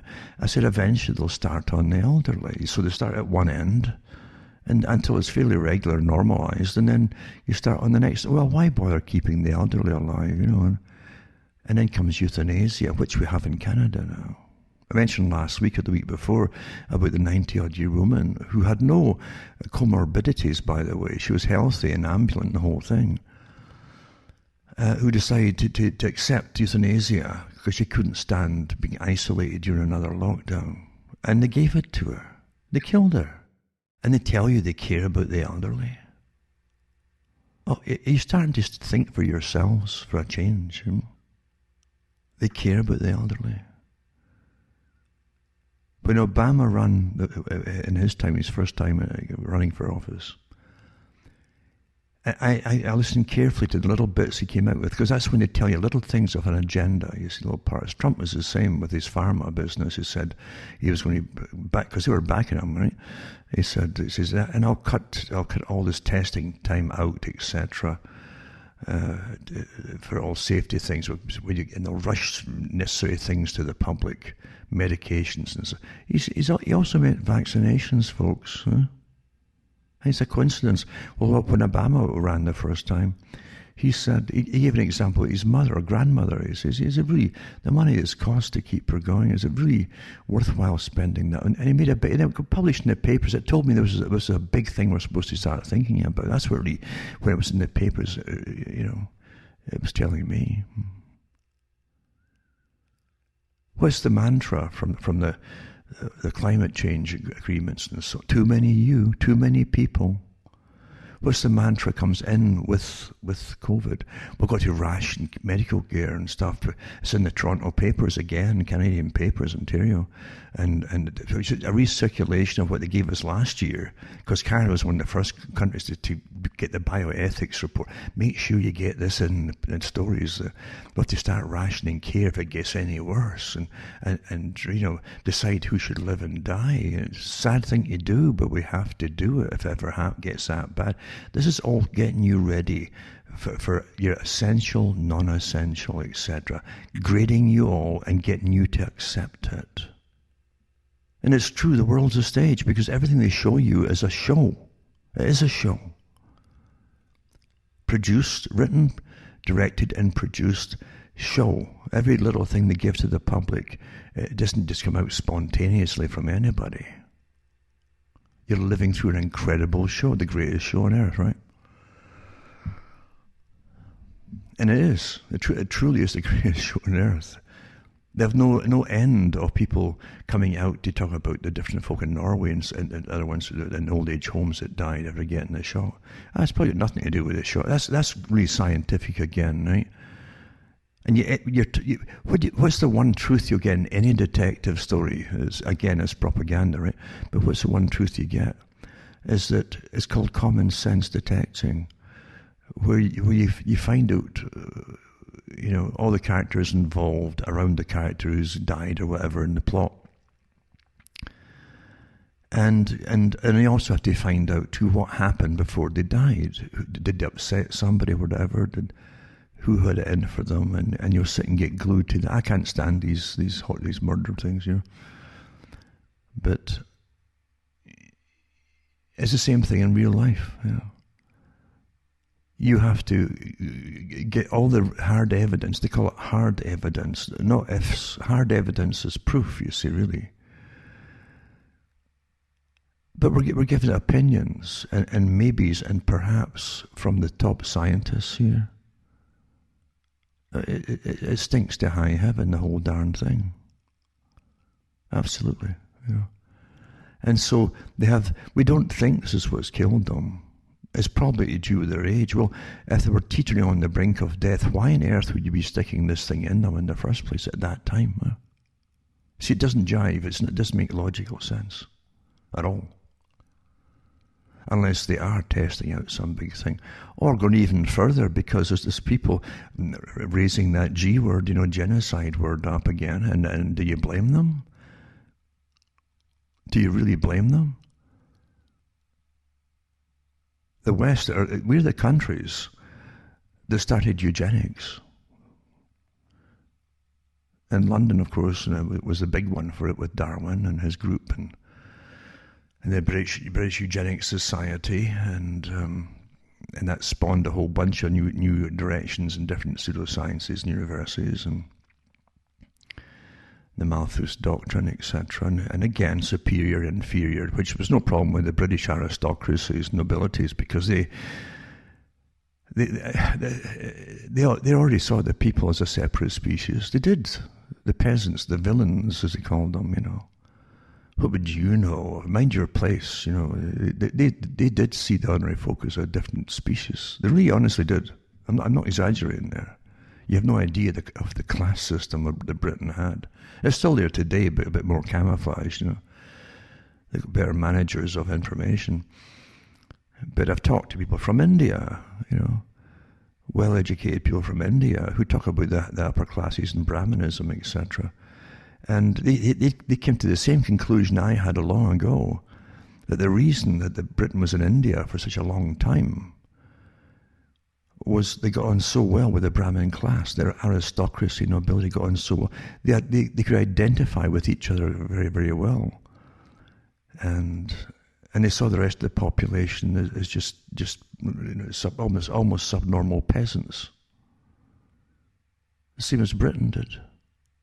That's a fact.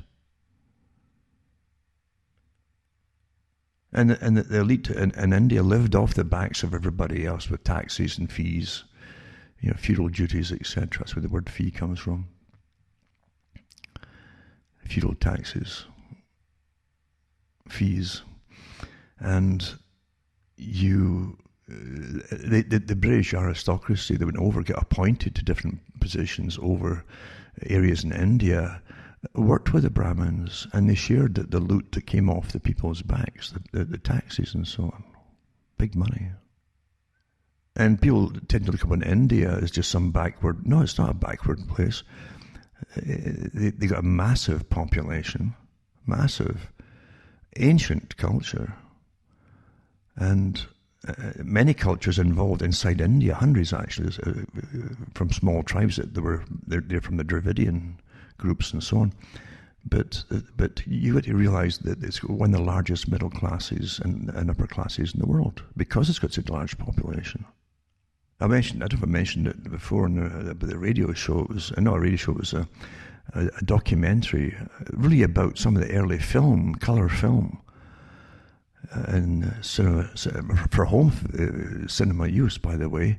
They had it in the late 1800s, early 1900s, and it was created in France at the time. And I like photography and so on, but it was fascinating how really good colours and so on it was too. But they did it for film, actually for home video film as well, for holiday makers and so on, tourists. And one was about Rosie. Her name of her was Rosie, and she was a friend of the British royal family. Her family was awfully rich, Rosie Neumann, I think it was, Mrs. Newman, and she was well acquainted personally with all the royal family, and we were friends with them. But she did nothing but except travel when she was a young woman all over the world, and the best of everything, and from her, so the whole movie was about the colour photography. She left us a lot of good film about the world at that time, and she showed you incredible footage, video footage of some of the top Maharajas, aristocracy of India, where she visited and stayed in their palaces. These palaces were massive, like about 20 football fields together, and white kind of almost like a marble, kind of what it was. And they showed you these endless trains of soldiers almost like medieval soldiers. You had the way they were dressed and classic outfits, etc., ceremonial outfits with weaponry and so on elephants and so on. And she's witnessed to all of this. One of the last people to actually film it all. Maybe the first person to film it all in colour. But no, India was incredible. Why do you think they went into India? A nation would have incredible wealth with riches, gold and all kinds of precious metal, but gems galore. And you see them wearing the gems at the Brahmin weddings. They can hardly move with the weight of them. I mean, you're talking about incredible wealth. Well, that's what the aristocracy of Britain merged with at that time. They were quite pally with them because they had so much in common. They all lived off the backs of everybody else down below them. And they lived awfully well and saw themselves literally, again, as a separate species. And that tied in so well with Darwinism. Oh, well, we're special because we've been careful with our selections. So we're marrying into money that was acquired by families who are obviously more intelligent than other people. So our offspring will be passing on will have these traits passed on to them. That's basic eugenics in action, and you're living through it. But it didn't stop there. It didn't stop. Oh, we've given up the class distinction stuff, No, that didn't happen. They camouflaged it in Britain and elsewhere. And out comes sustainability. There's too many of these folk that won't go into the new society, this great new society. They call it the Great Society, by the way, You hear the top politicians sometimes refer to the Great Society, and folk never say, what do you mean by that? Define it.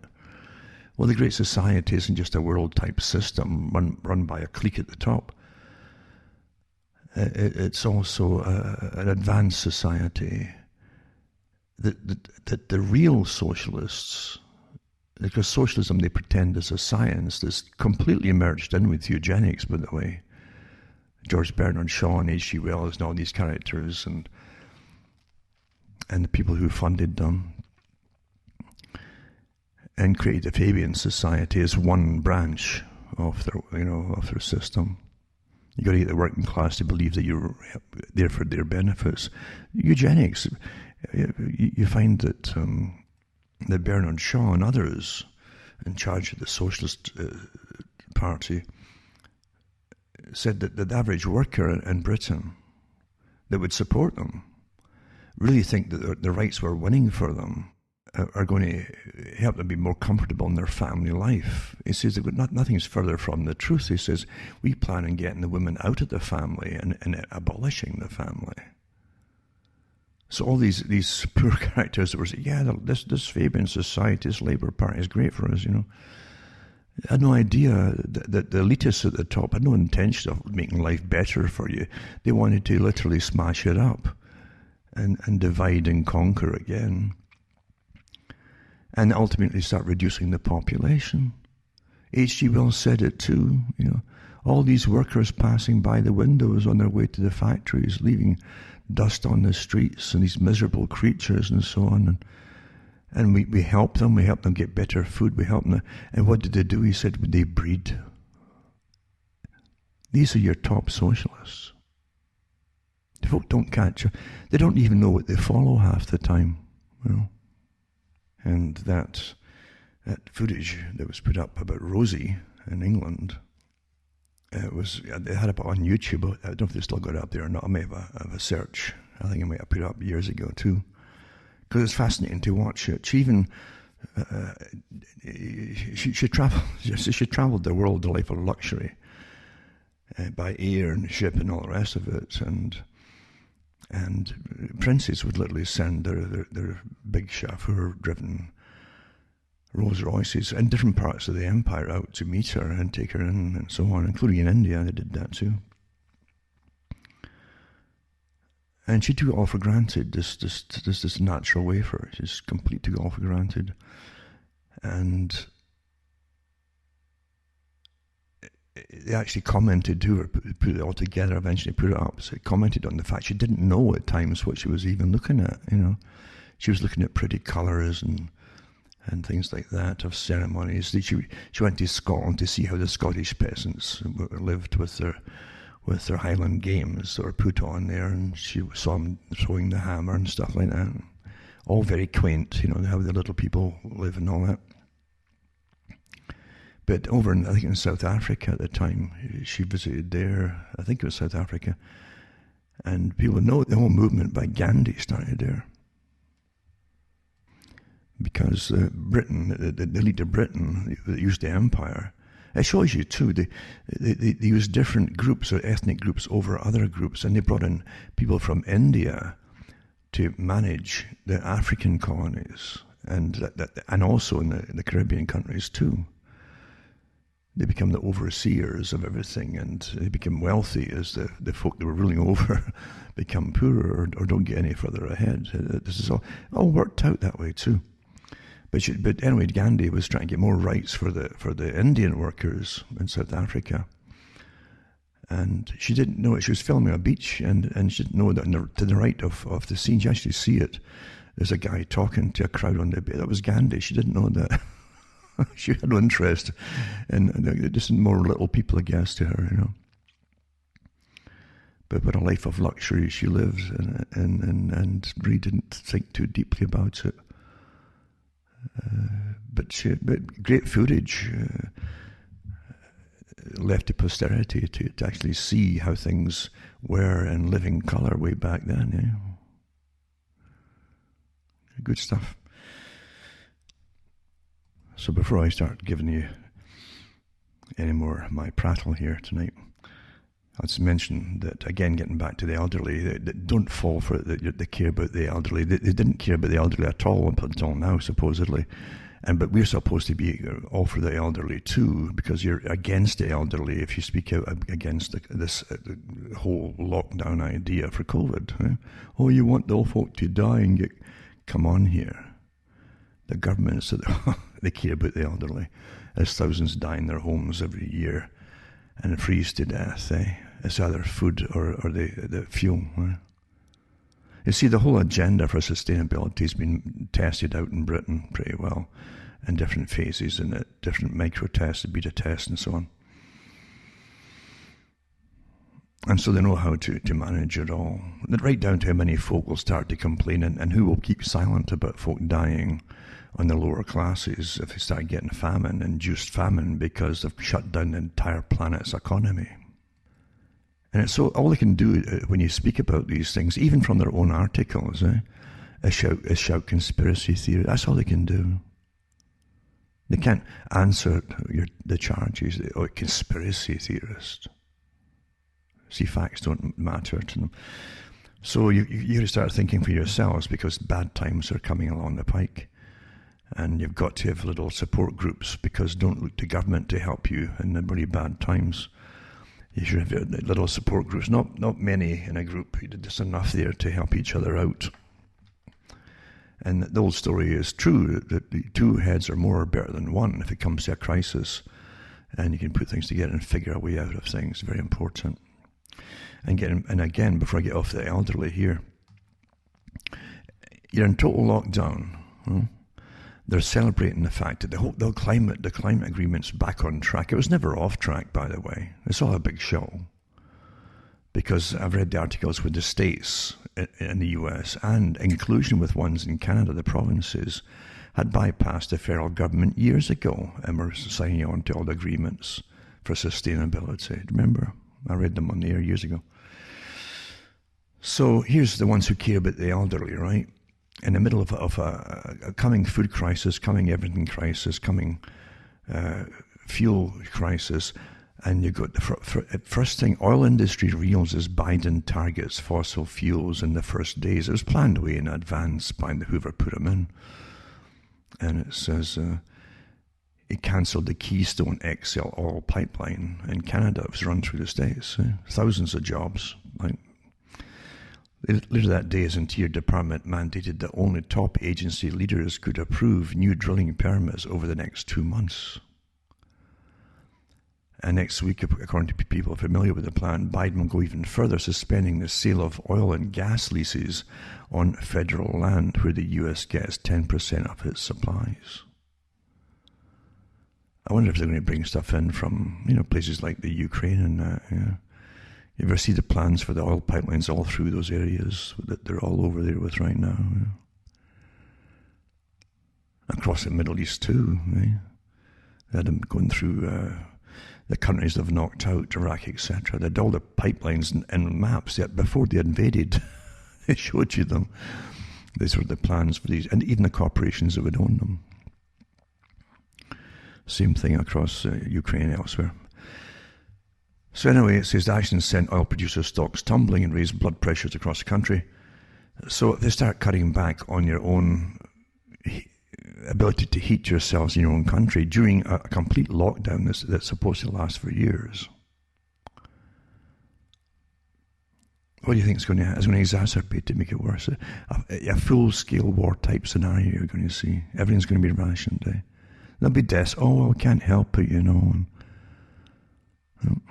they'll divert you off with silly stories about dancers or the characters that they've made stars that just do a dance, or they just take pictures with Harley and none. I mean, it's just astonishing the careers they can get now on the internet and doing stuff like that. But that's great diversions when really terrible things are happening. So it says... So the officials in the oil industry are worried because technical permitting decisions are being placed in the hands of political appointees rather than expert regulators in the field, and they're concerned that permits or simply changes to them will be delayed for existing drilling operations. And it says many interpret it as a prelude to broader actions, including the administration's plan to next week to impose a moratorium on all oil, gas and coal leasing across some 700 million acres, 2.8 million hectares of federal land. So the announcement is intended as a temporary ban on leasing and permitting, but is also a precursor to a longer-term ban, said Kathleen Scamma, head of the Western Energy Alliance. And this is your whole sustainability agenda. It's great. I mean, sustainability, remember, is about too many of you. You're getting the point. There's too many of you. They keep telling you like a mantra, too many of you. Not them, but you. Yeah. And I know from the trains that take not my house apart, that I'm so close to the tracks. But they did away with the speed of the train. It used to be a law that they couldn't go any more than 15 miles an hour past occupied, houses on either side. And they quietly did away with that. Now they're tearing down there at 70 miles an hour. Doubled up trains. This is big. Those big carriages are doubled, one top of the other. Sometimes 5 miles, 6 miles, and 7 mile long. There's no doubt about it. Because it can take maybe 10, 15 minutes to go by me. And they're flying. And the house is shaking. There's not a window that's not loose now. I've had bits fall off of the parts that hold the window in place, in fact, with the vibrations. Well, since the last year into the present, most stores are closed, right? This isn't for commerce. So what is it?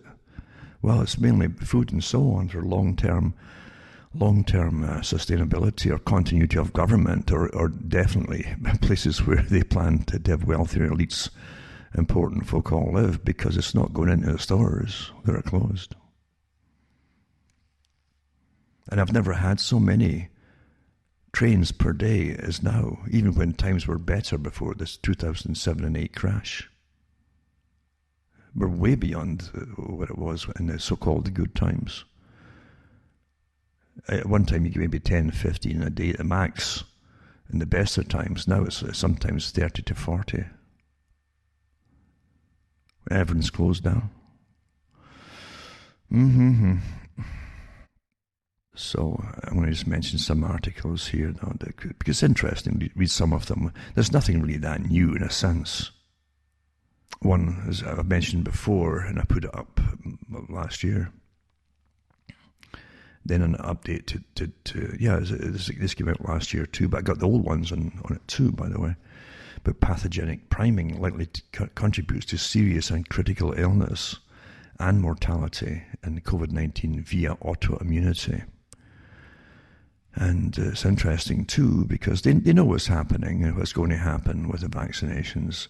And then when you hit the wild virus, or the virus in the wild, as I like to call it, you can get an overreaction by your immune system that can end up killing you, because it'll flood the lungs with antibodies and all kinds of things that'll try to defeat the problem, including different phagocytes also, which will eat away at dying and dead tissue in the lungs, and it perpetuates itself. It's a massive overreaction. They've found before. So they know this can happen with certain vaccines, but it was interesting. I've said before, they didn't do they called off doing amongst healthy young patients, right, who had went through physical tests and the whole thing, and blood tests, the whole lot. They didn't give them the challenge test to expose them to a live virus afterwards, because they said they didn't want young folk to possibly get ill. Well, what about the whole population?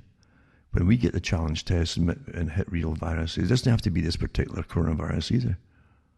But facts don't really matter. But this anyway is a good enough article for those who want to plod through it. It goes through the biochemistry involved and how it works, etc. They mention the glycoproteins and so on,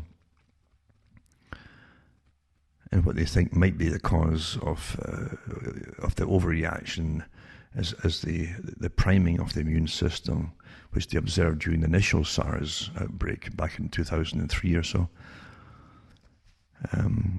And they did the animal studies too of SARS spike protein-based vaccines leading to increased morbidity and mortality in vaccinated animals who were subsequently exposed to the wild SARS virus. That's what I'm talking about. The challenge test is when you subsequently expose them after the vaccine. The problem highlighted the two studies became obvious following post-vaccination challenge with the SARS virus. They found that recombinant SARS spike protein-based vaccines not only failed to provide protection from SARS-CoV infection, but also that the mice experienced increased immunopathology with eosinophilic infiltrates in their lungs. I had that before when I got a whole bunch of vaccines in the 90s. It floored me completely, and it left me with complete rheumatoid arthritis and other problems too, and massive pneumonia, death of a good bit of lung tissue too.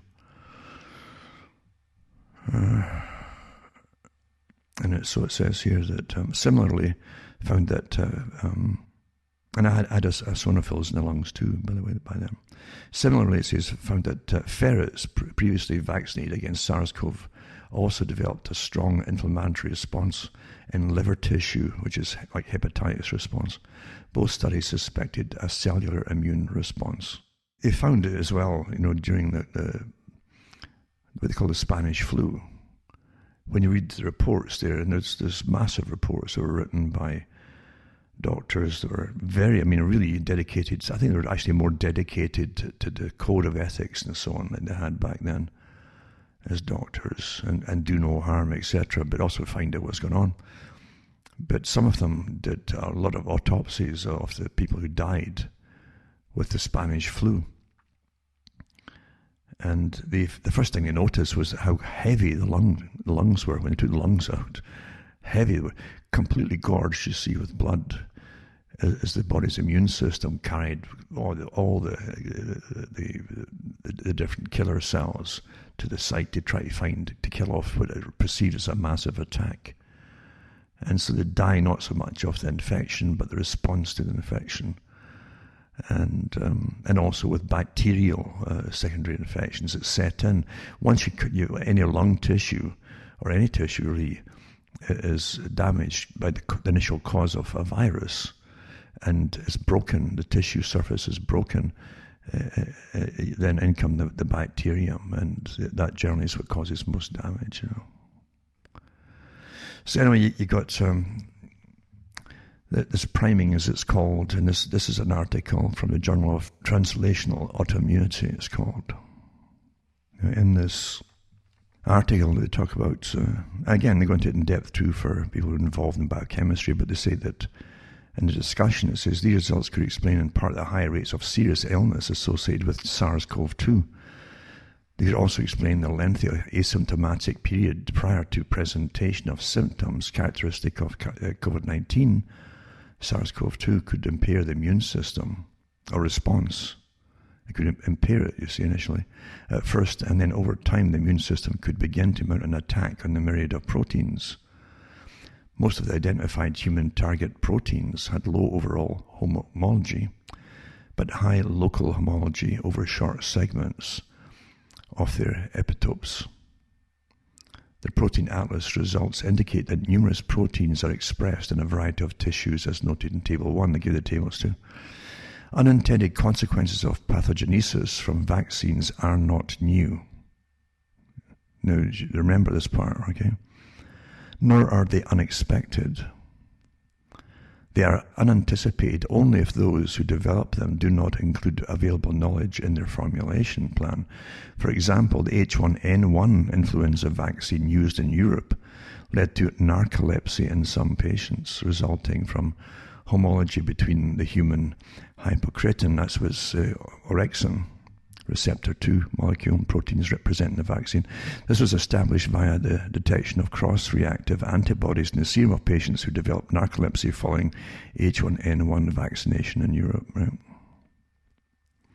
Then they go on about pathogenic priming may be occurring involving autoimmunity against multiple proteins following COVID vaccinations, like coronavirus vaccination, is consistent with other observations observed during autoimmunity, including the release of pro-inflammatory cytokines such as cytokine storm. And similar to the SARS-CoV animal studies found that mice vaccinated against MERS-CoV coronavirus, Middle East Respiratory Syndrome, developed exaggerated pulmonary immunopathology when challenged with the MERS virus following vaccination. And reported that lung mononuclear infiltrates were observed in all groups after virus challenge, and that increased infiltrates that contained eosinophils and eosinophil promoting IL-5 and IL-13 cytokines were observed only in the vaccinated animals.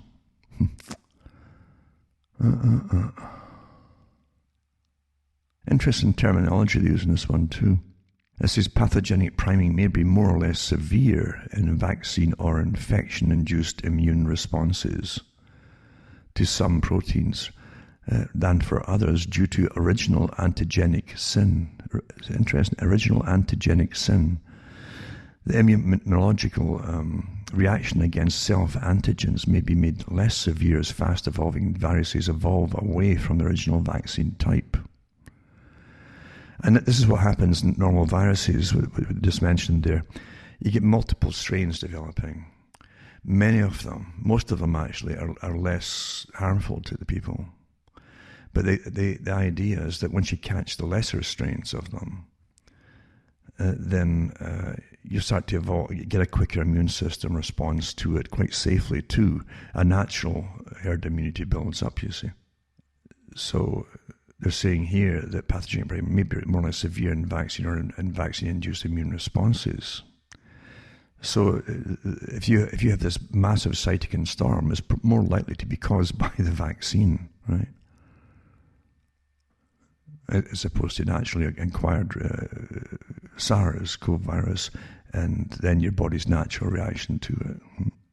It says thus the screening of immunogenic epitopes from pathogenic priming potential via homology may be augmented by studies of autoantibodies that cross-react with epitopes included in the vaccines. It's quite an interesting little study anyway, and I'll put this one up for anyone who wants to look at it. And again, pathogenic priming, Journal of Translational Autoimmunity is an easier to read article here about it, so I might just put that one up for the people, and if they want the PDF, they can download it themselves, I guess.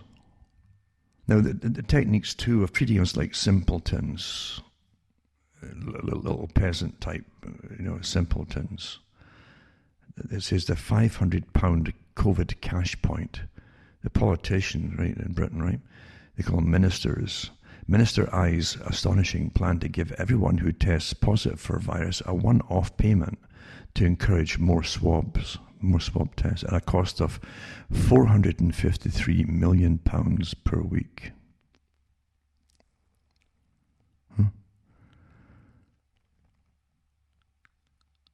I guess there'd be a rush to try and get a positive test, eh? That's from the Daily Mail, this one here. And so everyone testing positive for COVID could be given the £500 under dramatic plans being considered by ministers, politicians. And it's aimed at encouraging more people to undergo swabs and self-isolate to stop the virus spreading. Here's the thing, there's so many articles come out here by top virologists talking about naturally acquired herd immunity, and that they've already shown in some studies that your own immunity is lasting longer and kicks in quicker against the coronavirus without any side effects, right, for most people. So the scams are incredible. Every scam artist has got their hands out for some, even the public relations companies, the PR companies and so on, and marketing companies. It says, officials fear that too many with COVID symptoms fail to take a test in case knowing a positive result stops them working.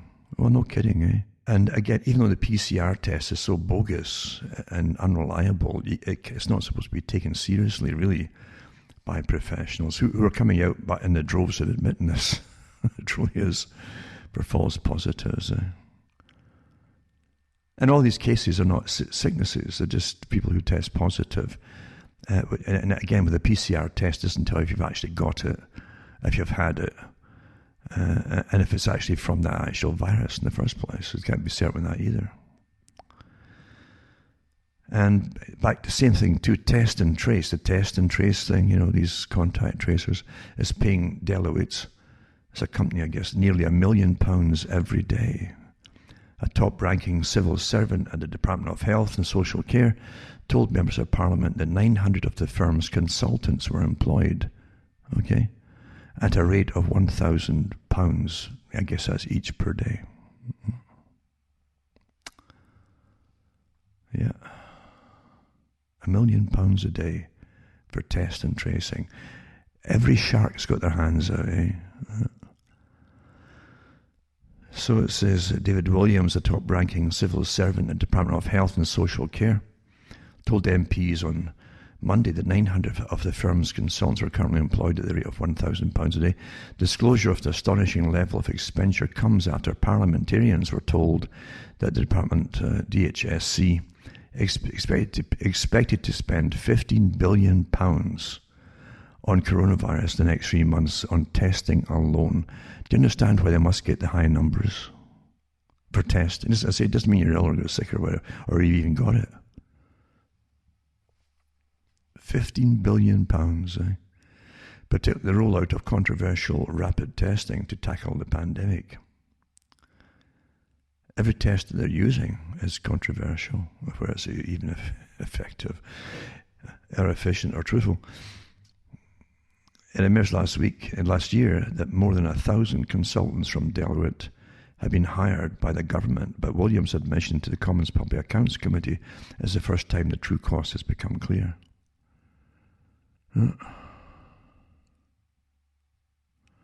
Incredible, eh? Folk are going to come out of this as multi-millionaires, and all these different scams are going on right now. But I'll put these articles up for those that want to go through them. Because, it's most folk, again, most folk can't handle the truth. It's hard.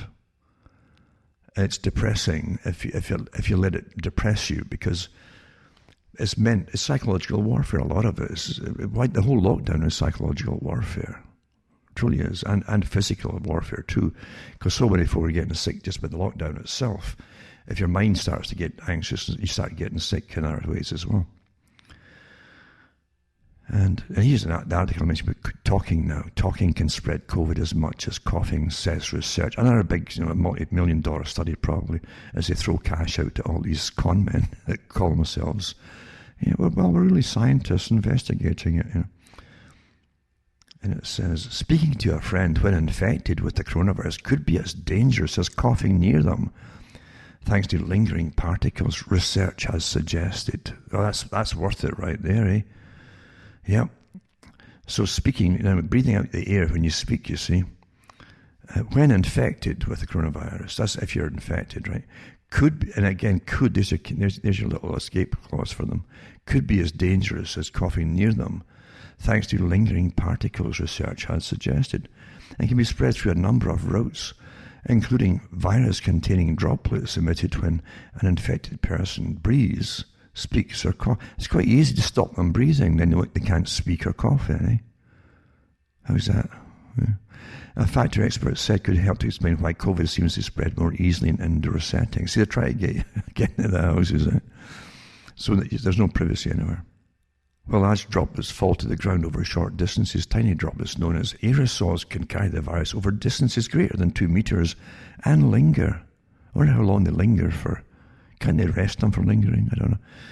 The rest of everything else, right? Now experts have developed models to explore the risk posed by large droplets and aerosols. You need masks, you need distancing, and you need good ventilators so these particles don't build up in an indoor space and they're safely removed, he says. There you are. This is from an expert in fluid mechanics at the University of Cambridge, naturally.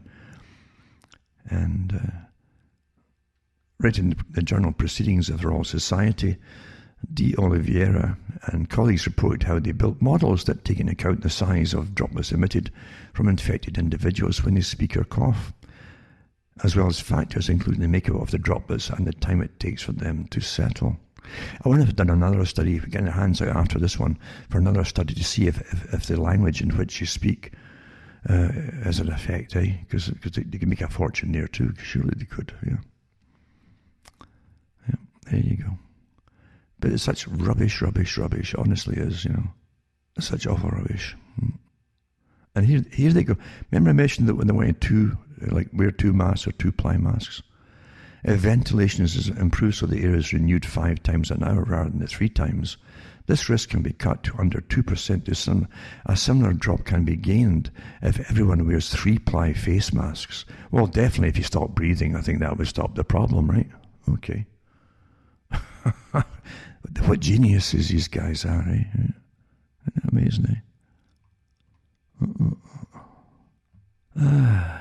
Madness, isn't it? Just total madness. And there's some articles that are just so rubbish you don't want to read at all, honestly. But you've never seen such panic generated by government. This is a war of terror upon the people. And how they try to get you into guilt tripping. The COVID vaccine, the Home Secretary in Britain says jumping queue for vaccine is morally reprehensible and hence it fines, he says.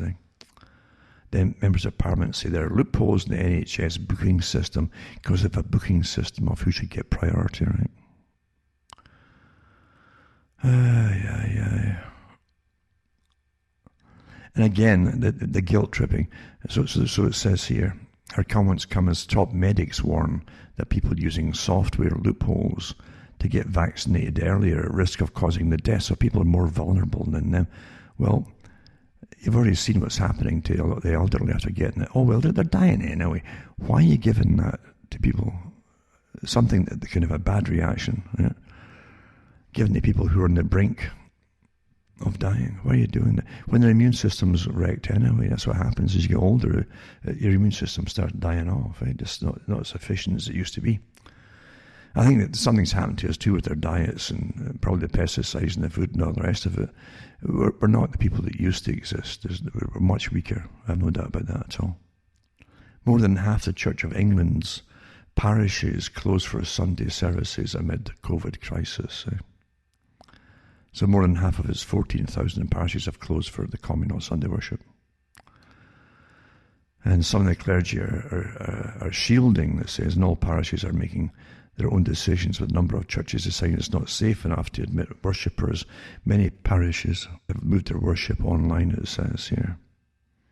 Awaken the spike of coronavirus cases. Cases are, the more testing you do, you'll never run out of cases, you understand. Even if COVID-19 was to just suddenly disappear tomorrow, you'll still be able to find cases with the tests. Cases. Half the population feel lonelier now than ever before in their life, says study. And the nation hasn't seen the family for over 3 months either, which is just one factor contributing to the sad statistics that 55% of us are lonelier now than we've ever been in our lives. I guess they get paid money to do these articles too, these studies on loneliness. What do you expect when they shut down the economy? Everybody in there stay in their homes, or else? Huh? What would happen when you shut them all in their homes and they can't get out, or they get harassed or fined? What would that cause? I wonder how much this study cost them. Yeah. I'd have done it for, a few pennies, I think, really. See, they're all doing all the studies on it. 45% of Brits feel anxious about elderly relatives and neighbours who can't use technology to stay in touch with loved ones. But it says that despite that the age group perhaps is most acquainted with technology is the one that feels the loneliest. Millennials feel lonelier than any other generation. You understand that if herd immunity was allowed to, Lightfoot on as normal, herd immunity would sweep through the population so quickly, and you'd have your natural immunity to it a lot safer too. Never mind the fact that you still survive, and go on into the future, because you won't go into much of a future with this perpetual lockdown and the wrecking of it, the mandated war type wrecking of the economy for sustainability. Oh, sorry, the Great Reset. Let's call it what they call it, the Great Reset. Another article too, vaccinated people must stick to lockdown rules as they may spread the coronavirus, says Jonathan Van Dam. It's not like Van Damme, it is Van Dam. But it says, getting your COVID-19 vaccination doesn't mean you can liberate yourself from lockdown or other restrictions. This is from Sky News. And it's a warning from England's Deputy Chief Medical Officer, Professor Jonathan Van Dam, who says the millions of people who have received their jab must still obey social distancing rules. Those who refuse risk prolonging the pandemic and its associated restrictions, he said, adding they could also be putting at risk those who are vulnerable, but further down the priority list. Professor Van Dam said that while a vaccination can prevent serious illness, understand this will be Dialects. It doesn't say will, it says can. It's just like saying maybe. It's not yet known if it prevents transmission of the virus, so you could spread it. And they're worried now that folk who've had the vaccination are going to spread the virus. So anyway, he wrote in the Sunday Telegraph, even after you have both doses of the vaccine, you may still give COVID to someone else, and the chains of transmission will then continue. If you change your behaviour, you could still be spreading the virus, keeping the number of cases high, and all you do is stop doing the testing. The number of cases will plummet. Then use clinical diagnosis like observation, history, temperature, signs and symptoms, all the stuff they should be doing anyway to get proper diagnosis. Number of people with severe allergic reactions exceeded normal levels after a California clinic vaccinated local residents with a batch of Moderna's COVID-19 vaccine, reported the Los Angeles Times Monday. And California health officials have asked the state's medical service to suspend vaccination from this particular batch of vaccines. That's a big blow to them, because they'll get round it. Of course, they'll say, well, we're going to order it from a different batch or something, because they're not going to stop, no matter what happens. Another article about the same one. There urges a halt to using a batch of Moderna doses after fewer than 10 people were treated for possible severe allergic reactions, They all received the vaccine at the same community site. And they need medical attention over a 24-hour period. Pan says no other similar clusters were found.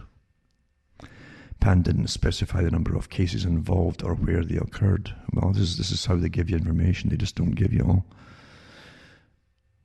And on it goes, A record 250,000 small firms on the brink of closure.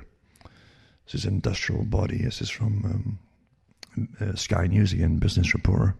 It says business confidence is its weakest since the financial crisis of 2008. No kidding. Well, that's what happens when you can't have any businesses at all. actually like working. So a record 250,000 small firms are set to close this year under combined pressure from our coronavirus pandemic and Brexit. That's in Britain. They're blaming Brexit for it, which is a bit nonsensical. It says the Federation of Small Businesses said its survey revealed a huge cost ahead for the employment without additional support from Treasury to help mitigate the challenges faced by members. So they said the lowest, the second lowest level of confidence, business confidence, since the financial crisis at a time when firms are grappling renewed COVID-19 lockdowns and so on. And they go through a lot of the companies, different kinds of companies that are going down quicker than others and so on. Other one too is, doctors in Norway have been told to conduct more thorough evaluations of very frail elderly patients in line to receive the Pfizer BioNTech, they call it, vaccine against COVID-19. Following deaths of 23 patients, it went up actually to about 33 the other day there. I like how they always get these same numbers in the papers, 33. You've seen that a lot these days. Yeah. So anyway, it says the agency investigated 13 of the deaths so far and concluded that common adverse reactions of the mRNA vaccines, such as fever, nausea, and diarrhea, may have contributed to fatal outcomes in some of the frail patients. Yeah. There's a possibility that these common adverse reactions, collapsing your blood pressure plummets, with the shock of it all, of that allergic reaction. It's just common adverse reactions that are not dangerous in fitter, younger patients. Well, we're talking about the elderly here, So we bring in fitter, younger patients in. And not unusual with vaccines.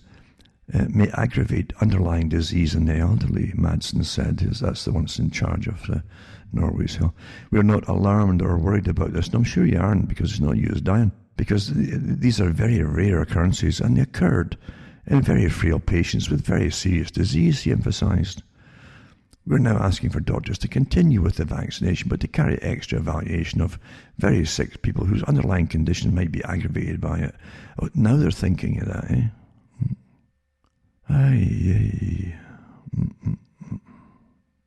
I tell you. Now, Bloomberg has an article about this too, doing a bit of damage control, I guess. But like all new drugs, the vaccines that have been authorised to protect against COVID-19 come with some safety concerns and side effects.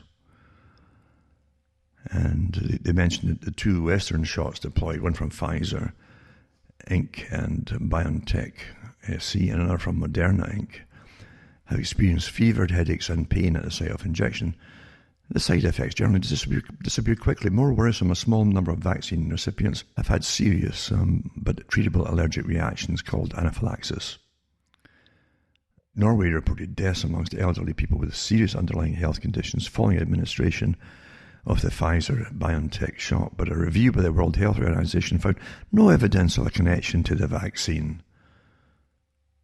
Do you see how much they really care about you with that blithe comeback, a review by the WHO found no evidence of a connection to the vaccine. No. It says, so it goes on to say, to rationalise the deaths, 33 were reported in mid-January among some 42,000 people given the Pfizer-BioNTech vaccine in Norway, where authorities have prioritised the immunisation of nursing homes and residents. So those who died were all in the 75 plus years bracket, and include terminally ill patients anticipated to have only weeks or months to live. Why would you be giving these folk who have no immune system anyway, because they're on anti-carcinogenic drugs and radiation therapies, which destroys any immune system you got left? You know that, that's just fact, It says why would we be giving them these vaccines? They care about them. I mean, this is the best medical advice, supposedly, the specialists. Are you really believing this? So after a review, the WHO Global Advisory Committee on Vaccine Safety said that the fatalities are in line with the expected all-cause mortality rates and causes of death in the subpopulation of frail elderly individuals. The committee concluded the risk-benefit balance of the vaccine remains favourable in the elderly. There you go. So it's a benefit, it's a risk-benefit, and it's just sad if they die with it, So there you go. I wonder if they'll put them all down as COVID deaths as well. Yeah. It says in Germany there have been more than 800,000 people have received their first 2 doses of the Pfizer-BioNTech vaccine. And listen to this. The little bits that come out. The Paul Ehrlich Institute has investigated at least 7 cases of elderly people dying shortly after vaccination. In its report, it said the deaths were probably due to the patient's underlying diseases, including carcinomas, kidney deficiencies, and Alzheimer's, not the inoculation. The Paul Ehrlich Institute, you know, the guy who literally came out with the population bomb and had the big following, and all the politicians courted him for his advice, and too many people, and oh my goodness, eugenics a whole lot. Paul Ehrlich Institute is investigating on behalf of the drug companies. Wow, there you go. There you go, folks. His wife, by the way, was on the board of the Club of Rome. Yeah. Small world, isn't it? Doesn't take many folk to control the planet, you know. So there you go. So it's just the old folk dying. It's just old folk dying. That's the comeback on it. The same ones that tell you, don't you care about old people? Why are you putting out information that might not want the vaccinations? Don't you care about the old folk? You might be causing their deaths by speaking out. And here they are when this happens. Well, they're on the verge of death anyway. You know, they're dying and this, that, and the other things. And from the same, again, doublespeak, from the same sources. And Fauci, again, says the vaccine may become mandatory. Imagine that, And some institutions don't really require employees to be vaccinated, adding that it's quite possible the vaccine will be required for overseas travel. Of course it will be. They do want a passport, but it won't be just for external travel. They want it for internal travel too. It's, you can see how they, again, the noble lie to the poor little innocent sheep there. And oh, well, it's just for so-and-so, just for that. And then move the goalpost. Oh, they've added that into it now too. That's how everything works and with the regulatory laws, which aren't really laws at all. And you're definitely going to see the long-term effects eventually down the road, because this is an experimental DNA-altering vaccine here. And again, oil industry realizes Biden targets of fossil fuels in first days. Again, don't forget that too. They really care about the elderly, as they take away your choices and abilities to get different kind of fuels, and I'll put up the link too to Lord Sumption that I mentioned before, tells the stage 4 cancer patients that her life is less valuable. The former justice remark made to the woman with bowel cancer during TV debate on COVID lockdowns. So he got some criticism for telling the woman with stage 4 that her life was less valuable. Again, naturally, it was on the BBC One show, The Big Questions on Sunday, to discuss question of whether lockdown was punishing too many for the greater good. I use that term, the greater good, right? Lord Sumption, one of the most prominent anti-lockdown campaigners, said he didn't accept that all lives are of equal value. He served on the Supreme Court till 2018. Said he believed his children and grandchildren's lives were worth more because they got a lot more ahead of it. Bad phrasing too. He said he believed his children and grandchildren's lives were worth more.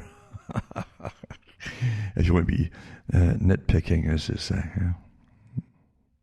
Responding to Sumption's remarks, Deborah James, who has stage 4 metastatic bowel cancer and hosts the BBC's You, Me and the Big C podcast, said, "With all due respect, I'm the person who you say their life is not valuable." And then he interrupted by saying, I didn't say it was not valuable, I said it was less valuable. But again, these characters are the same kind of characters that are into bioethics and who should get treatment, who shouldn't get treatment, and who's worth saving, who's not worth saving. Everything that people were wary of when they set up the health services is initially the health services were to treat everybody equally, yada, yada, yada. Kind of like Switzerland does, But eventually the real agendas creep into them and who to treat, who not to treat, yada, yada. Because you're just a burden on society. Even though you pumped all this money in society through your taxes, you're a burden, And the article here, which is quite interesting, to do with the World Wildlife Fund, which Prince Philip was up there with the Sierra Club, etc. And they're all connected. For sustainability, all these different, nature conservatory groups are into acquiring the best farmland across Africa and different places, so you can't farm it and grow food and stuff.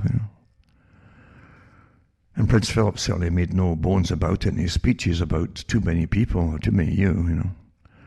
So anyway, this article here is the WWF forces industries to use expensive certification schemes controlled by the WWF itself to prove sustainability. In 2014, the World Wildlife Fund's Senior Vice President of Markets and Food, Jason Clay, wrote, "We can't touch 7 billion people directly, or even 1.5 billion producers. But we can touch the companies that reach them." So the WFF decide not to spend its time or money on education strategies or working in partnership with industries and producers, but on assuming control of their futures. I mentioned that the futures are planned. It did by implementing its market transformation strategy, targeting the companies producers sell to, realizing that they could wield great influence by controlling the supply chains of local government legislation. The biggest benefit in taking the approach was the WFF could leverage the incredible power companies like McDonald's and Unilever, the largest manufacturers of ice cream, have over consumers.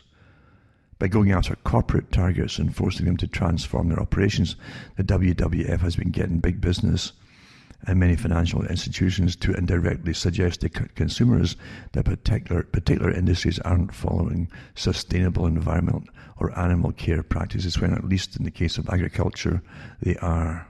And it goes into to say coffee, palm oil, aquaculture and the forest industry have all been manipulated by market transformation and stewardship schemes, resulting in each having to abide by additional sustainability standards and third-party certification at significant cost to individual producers. It also it's controlling the whole planet's food supply. I hope you're starting to get the point here of how they do it. It's been clear for a while that beef and cane are also in the sights of the WWF, with both appearing on a list of 15 commodities WWF states have the biggest impact on areas of global conservation. And as you've already seen from last week's articles, that Bill Gates is now the biggest owner and purchaser of farmland, or of land anyway, in the US, I think. And I'm sure you have it all over the world as well. So we've touched on food production going into eventually rationing, and probably starvation will come out across the world eventually, but continued lockdowns for years. And taking over the food supply, what's left of the food supply. They already did that a long time ago with the big cartel industries. And they have massive monopolies, there's no doubt about it, on the food supply side of it, and water. I give the talks on everything you need to live on will be owned by them. Now you've got fuel as well, so you've got food and fuel. And so, they're going after everything you need to survive, literally survive physically. And it's all done by big think tanks, on behalf of these big foundations that are part of the big deep state. Now, some places are even giving away free cannabis for the shots, or with the shot, And again, this article too has got a tongue-in-cheek thing, because the owner of the greenhouse, this is the name of the company, I guess, with the cannabis, he said, "We support the safe and responsible use of cannabis and hope this is the beginning of the end of this insidious pandemic." But of course, it's as much publicity for him and his company as it's to do with the pandemic. And I guess a lot of folk will go for that kind of thing too. Or, as I say, like in Britain, even getting tested if you get a positive test. Again, it's one of these things that you might win. You might win. It's like Tim Hortons in Canada. They sometimes have these coffee specials on, or winning specials, where you'll win a bicycle or something. And they give you a list of things you could win, and you roll up the rim to win, they call it. So you have to peel up at the top, and it tells you if it's, bad luck, try again. That's generally what you get. So same thing is the possibility you might win something. So with the one in Britain, with the £500 one, well, you might win if you test positive. So I guess you can keep going back and back and back, hoping you get a positive test. Eventually you will with those tests. You get one regardless. But £500, a lot of scam artists there too, on the go. I mean, you see some of the really good scam artists that find people who've tested positive already and try to get them the same day to get another test with using their name. You get quite wealthy that way, I suppose. And why not? All the top corporations got their hands out for millions and billions of dollars, and this is plunder time. It's what Rothschild said when he'd been truthful, asking when the best time to make money is in investments or whatever. He said it's when the blood is running in the streets, meaning when you've got massive crisis.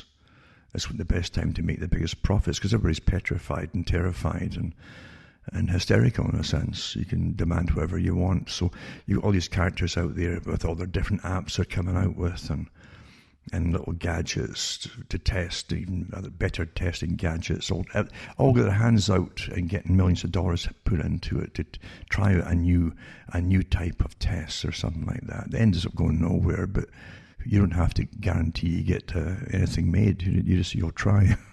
Well, I'll try and make this thing. Give them a few $1 million and I'll see what I can do. So yeah, they're giving pot out and so on, and we'll see how that goes. Also, Ontario, Canada, the top doctor, I like how I say it to you, a top doctor. What makes him any more top than anybody else as a doctor?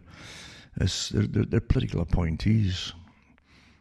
And it says daily COVID-19 cases will have to fall to around 1,000 to lift the lockdown. Now that's what they're finding with these swab tests, right? The cases. The more swab tests you put, the more they're going to keep climbing. I don't care if you tried it before COVID came along, it'd still test positive. They're so faulty for what they're using them for here. But anyway, it says Dr. David Williams, Chief Medical Officer of Health, looks on during the daily COVID-19 press briefing, Queen's Park, blah, blah, blah. So he said that the number of new COVID cases reported daily should be around or below 1,000 before the lockdown orders can be lifted. So obviously, all they have to do is keep churning out even more tests to keep the lockdown. Right? So the province's Chief Medical Officer of Health, Dr. David Williams, said that officials would have to be able to guarantee hospital capacity could be protected before changing the public health measures in Ontario. Another thing too, for folk who don't, I read the article about how they're managing inside the hospitals, and you've already had folk fined and arrested in different countries, in Britain too, for going into hospitals and showing it pretty empty. But I was reading an article there too, that even in the ICU, in places where they're treating COVID cases, that have got actual illnesses, that it would seem that they're almost full, because they've got to keep them so many meters apart, the beds and everything, eh? And now that they're trying to push it up to 3 meters apart, then that's fewer beds as they keep. So you get fewer patients in the same ward, you see, for COVID. So they can say that they're full. It's interesting how they finagle things. It's like FDR said, there are lies, damn lies, and then there are statistics. And of course, you can hire folk who are specialists in creating statistics and warping them to suit whoever you want the findings to be. And that's a fact, folks. So anyway, it says, the province said that it becomes harder to support non-COVID-19 needs when the number of ICU patients with the novel coronavirus exceeds 150. Now, is that folk are in for different reasons and also test positive? Or, you see, this is how they muddied the waters deliberately. Yeah. It says it becomes impossible to handle once it exceeds 350 people. It says, as of Monday, there are currently 1,571 patients in hospital with COVID-19. Now, where? Is that the whole of Ontario? Where is it? It says, of those, at least 394 patients are being treated in the ICU, and 300 free are breathing with the assistance of a ventilator. Now, is it because it's winter and this is when you get all the other viruses too? See, they haven't been specific here as usual. And how many hospitals are those patients scattered around in? And also, what's your annual intake at this time of year when you've got flu, colds, and all kinds of bronchial pneumonias on the go, as you do every year, every winter? See, it's too easy to fudge everything by omission, you see. That's why they do it too. Don't give them the rest of the story. And again, so Doug Ford issued a lockdown province-wide at December 26th. They shuttered all non-essential businesses and prohibited in-person dining at bars and restaurants. And obviously, if your plan is to churn out about 10,000 tests a day, you're going to fulfill your quota of too many cases, as you call it. It doesn't tell you if you've got the thing, had the thing, or even if that's what's testing positive for. It could be the other virus or particles thereof, etc. To do with the climate agreement, the Conference of Parties, again, they're going to meet again. Going to meet in Glasgow, of all places. It says, and guess who's going to be John Kerry? John Kerry. Signalled on his first day that the Glasgow Climate Change Conference will be the most important event of the year. Well, no kidding, because that's going to ram home the whole sustainability agenda in collusion with the WEF and with the COVID exercise. So the US president has signalled that all roads lead to Glasgow this year. And that's his climate envoy is John Kerry. The same old faces and same names, Familiar names and familiar places and familiar faces and names. It's a song, isn't it? Keep cropping up over and over. So it's a climate change summit to be held in Scotland, it says. And Kerry tweeted, and I love how they tweet now, Friends, today we get back to work. As I head back into government, I'll now be tweeting from Climate Envoy. Hope you'll follow me and join me on the road to Glasgow. Yep, there you go. So they've got an ambitious climate agenda, it says. So you're going to see sustainability as you cut back this and cut back that. And not just cut back all your fuel and oil and so on, but also cut back all carbon-based products, basically. That's what they claim. But you're carbon-based life form, by the way. That's what you are. Ontario grant offers small businesses hard hit by the lockdown up to $20,000, it says. It says there's no question eligible small businesses need urgent relief to help them navigate the challenge, yada, yada, yada. Barrie Chamber of Commerce President, that's Barrie, Ontario, Todd Tuckey, said most businesses should qualify for the grant. You look at your year of April 2020 versus the month of April 2019, and then compare the two, and if you show at least a 20% reduction, everybody will fudge that, folks, then you're eligible for the grant, to say. There you go. $20,000. I remember reading this article a long time ago before the COVID got a grip, supposedly. And it's to do with collars. They were talking about putting collars on workers to keep them distancing apart. Again, even the company, I know where it is too. And I says, will they actually do this or not? Because, yeah, a dog collar on you, electronic, like the prisoners wear, right? French factory workers could be forced to wear social distancing devices that emit a loud noise, like a dog collar, if they stand too close to each other. It says a badge worn around the neck or waist would go off if 2 meter distance is not observed. Hygiene company says it could help contact tracing with his factory workers. But a French union condemned the dog collar as an attack on individual liberty. You better believe it. And it's a Swedish company, Essity, which makes hygiene products that has around 2,500 employees in France, is said to be planning to introduce the gadgets, which it claims could make the tracing easier, yada yada. But so it goes on about the union again. That was repeat the same stuff the same articles now. The company which makes the products including tissues, nappies, and hand sanitizers defended the proposal by saying it was meant to ensure employee safety. Well, they could put balls and chains on your feet for employees. Then you couldn't walk, beyond 6, feet or whatever. They said it won't be used to pinpoint people's location. Who's kidding who, eh? And it would be inactive in the toilets and the canteen. Yeah, sure. You'd hope folk learn as you go through life, you can't trust any of these characters that are above you there. None of them. None. That's how they see you. And again, some companies got its hand out for big bucks. You say, oh, yeah. Again, as I say, Ontario is way ahead. Well, Canada's way ahead of every other country for euthanasia. And for getting the idea across, written by bioethics counsellors and so on. It's maybe time for you to die and think about it. And it says, Ontario patients to be ranked for life-saving care should ICUs become full documents show. And it's almost a carbon copy of what they turned out last year, you see, as you get the message across, you see. So patients with the greatest chance of survival beyond 12 months should be prioritised for critical care in the event that overwhelmed Ontario hospitals need to begin rationing life-saving treatments, the provincial government said in a document.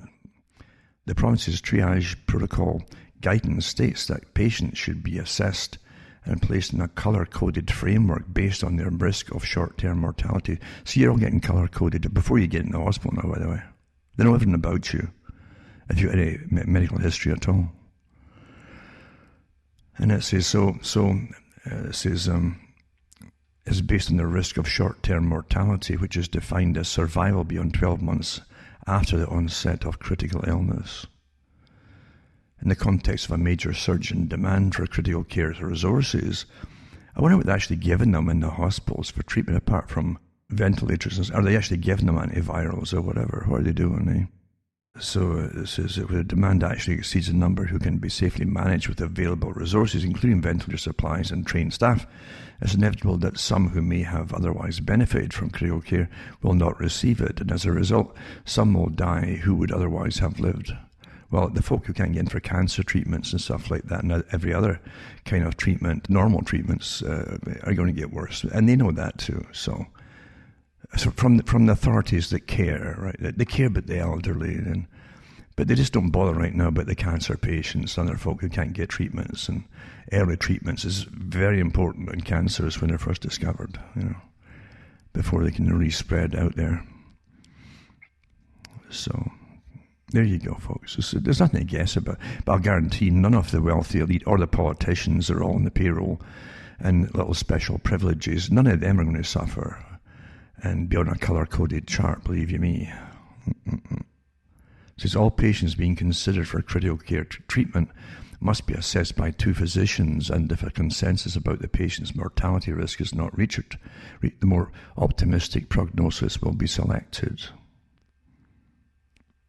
If demand for critical care continues to exceed available resources at level 3, there may be little clinical evidence to guide triage decisions on the basis of predicted short-term mortality. As a result, triage decisions must appeal to procedural fairness. There you go. ICU physicians should also reassess patients admitted to ICU at regular intervals and consider withdrawal of life support through a shared decision-making process with SDM, which is substitute decision makers, or who they'll be, if a patient does not appear to be improving despite receiving critical care. The document continues. This is getting you used to the idea of euthanasia, folks, because euthanasia can be given immediately through a medication or simply withdrawing treatment, okay? And only then can they make sure that these resources are available for other people, you see. And it says, we're at the dangerous point, epidemiologist Dr. Adelstein Brown, co-chair of the province's COVID-19 science table, said. Now, they have these science tables where they all sit and debate with bioethics, that this supposed new morality, we've got a diploma in morality. You don't have that, you see. And so we decide what's morals. And you're expendable if you're just color-coded on this particular color chart here. And you're not really essential, you see. A politician could be really essential, and they'd have to pump a lot of money into them if they're a good yes man or woman, That's how it works. I tell you. Is to get you ready for much, similar things down the road, which is basically your own need for treatment at some time, regardless of COVID. This is going to be permanent, you see, this devaluating, getting you to accept the devalued life that you have. Getting you to accept it is very important. Well, okay, And once again, until you're developing last resort guidelines on which patients to prioritise if hospitals are overwhelmed by critical COVID-19 cases. And there's another article about the same thing. Now remember when 9/11 happened, immediately the media, again with government tax money, big money, this is threw the money around for anti-terrorism, domestic terrorism, right? Came out with all these sudden big TV dramas, one in the States with the president and the different guys going after different terrorists and shooting them on the knees and stuff, and the different actors involved. It's got more and more graphic. Canada came out with something called The Border, I think it was The Border. Big money, rotten scripts, naturally. And they actually had a flight of, F-16s that were flying down to one of the bridges that connects us with the States. All fiction, strafing the bridge, by the way, all incredible fiction to dramatise and this completely fictionalised terrorism, you see. As I've told you, everything you get for entertainment today is pure propaganda. I don't care what it's about. It's indoctrinating you in something or another, guaranteed. Well, here's... I fell off my chair when I said this one. Kenneth Branagh is to play Boris Johnson in new TV drama charting the Prime Minister's handling of the pandemic. So now we get a fictitious account of Boris Johnson. And no doubt he'll be crying over the deaths and, oh my God, have I done enough? Have I done enough, And someone will come in and comb his hair for him and lacquer it again to make sure it's all sticking out like a coronavirus head. Because, he literally gets all that unkept hair. That's literally styled for him like that, So, yeah, Branagh's going to play Boris Johnson, I don't want to read any more of this, I'll be sick, I think it's called The Scepter Dial. Who dreamt this rubbish up? The Scepter Dial, eh? A Sky original drama will tell the story of some of the most devastating events to ever hit the country. And of a Prime Minister leading through unprecedented times. When you read the article here, it's like a script from World War II propaganda movie. It really is. You see, these are formulas which they use in wartime. And it says in this article here, I'll just read a little bit. I can't help it because it's so funny. It says that the drama will trace the impact on Britain from this once-in-a-generation crisis. The crisis has all come from the lockdowns, folks, and the destruction of the economy. Anyway, it says, and the response of scientists, nurses, and doctors as they work tirelessly to try and contain the virus. It's based on first-hand testimony of people from all walks of life. From number 10, Downing Street, the Department of Health, the Scientific Advisory Group for Emergencies. That's the SAGE group, remember, that actually funded a subgroup of behaviourists and psychologists and nudgers, as they call it, to actually exaggerate their stories on COVID to create anxiety in the public to get them to comply, the SAGE group. So they're in it here too, and I'm sure they'll be tireless experts, not portrayed as decent people, not the deceivers they are. Let's deliberately increase the anxiety level, they said, right, in the public. Anyway, so here's the fictitious version of it all. It says, Prime Minister Boris Johnson outlines new lockdown for England in a televised address to the nation from 10 Downing Street, London, setting out new emergency measures to control the spread of the coronavirus. And it says the 5-part series was co-written and directed by Michael Winterbottom. Oh, that guy better have his fuel quotas in for as they're cutting back. Whose previous hits include Welcome to Sarajevo, A Mighty Heart, 24-Hour Party People, and The Road to Guantanamo. There you go. He said the first wave of COVID-19 pandemic series, right, will be remembered forever. A time when the country came together to battle an invisible enemy. A time when people were more aware than ever of the importance of community. Doesn't that start stirring your heart? You're ready to put a uniform in and march wherever they tell you. Yeah. Aren't you? Aren't you all set for it, you know? Isn't that something? Remember that when they look for a reason to unite the people into sustainability, something they would have to fight for. The Club of Rome was given the task, they said, you know, to find something that would unite the people. They thought about all kinds of things and scary things that would unite them all. They discussed wars and everything. The only time that people come together. And so they came up with the idea that plagues, famine, pestilence, that kind of stuff, you know, that would fit the bill. Remember that? Remember that?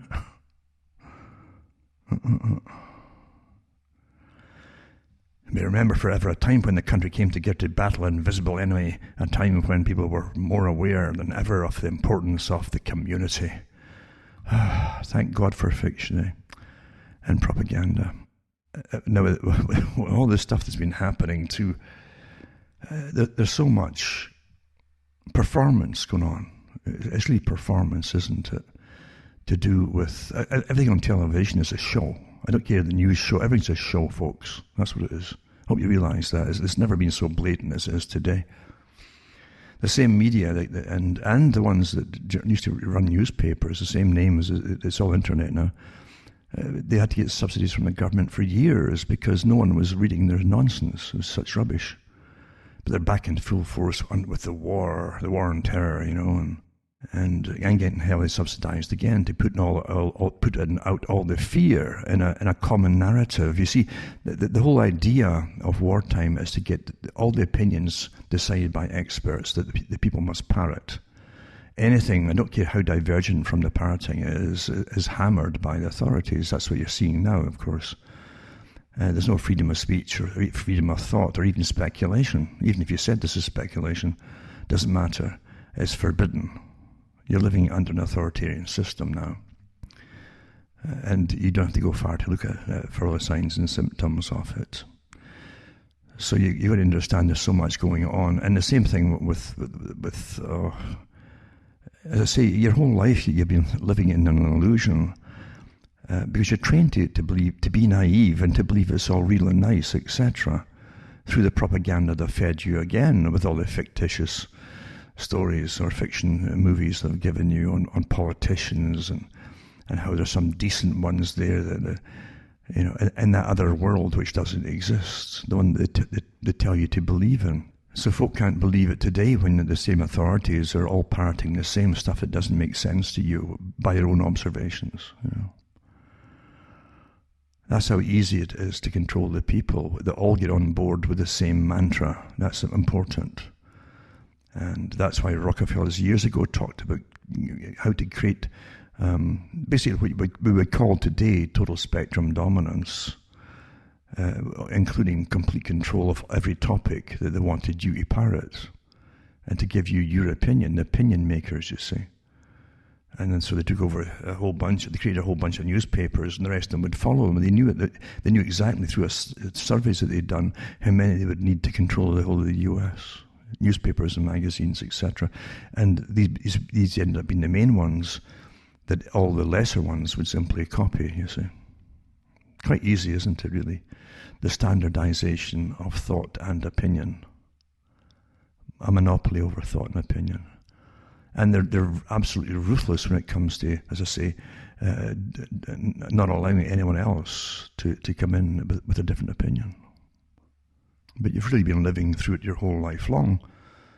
And when you think of even the history of the US, when I was young, I thought, why is America off to Vietnam? It's treaties signed with the South. The old story that Britain used to get into World War II is treaties and World War I. Well, we've signed these treaties with these countries. Some of them only, in Britain, were only signed a week before the war started because they wanted the wars, you see. But you find it now with Vietnam, and it was rather evident to some countries that the real communism, if you want to call it communism, resided in the USA at the time, in the higher echelons of government and the State Department, you know. And you control the State Department, you control the whole system in America and abroad. So why on earth were they offered to this little country, Vietnam, to stop communism when it was taken over back home the whole time? When Marxism was getting taught in universities quite openly, same in Britain, you know, and training a generation to be Marxists, which they were, a lot of them. Why would you be doing that and going off to fight at the same time, using all your resources over in Vienna? And nothing makes sense until you always realise that there's other reasons behind it. And part of the reason, too, was to devalue Americans' ideas, impressions of themselves and their self-worth, which also has to do with power, obviously, as a people and a nation, militarily. And that was they get bogged down in a war which they couldn't win.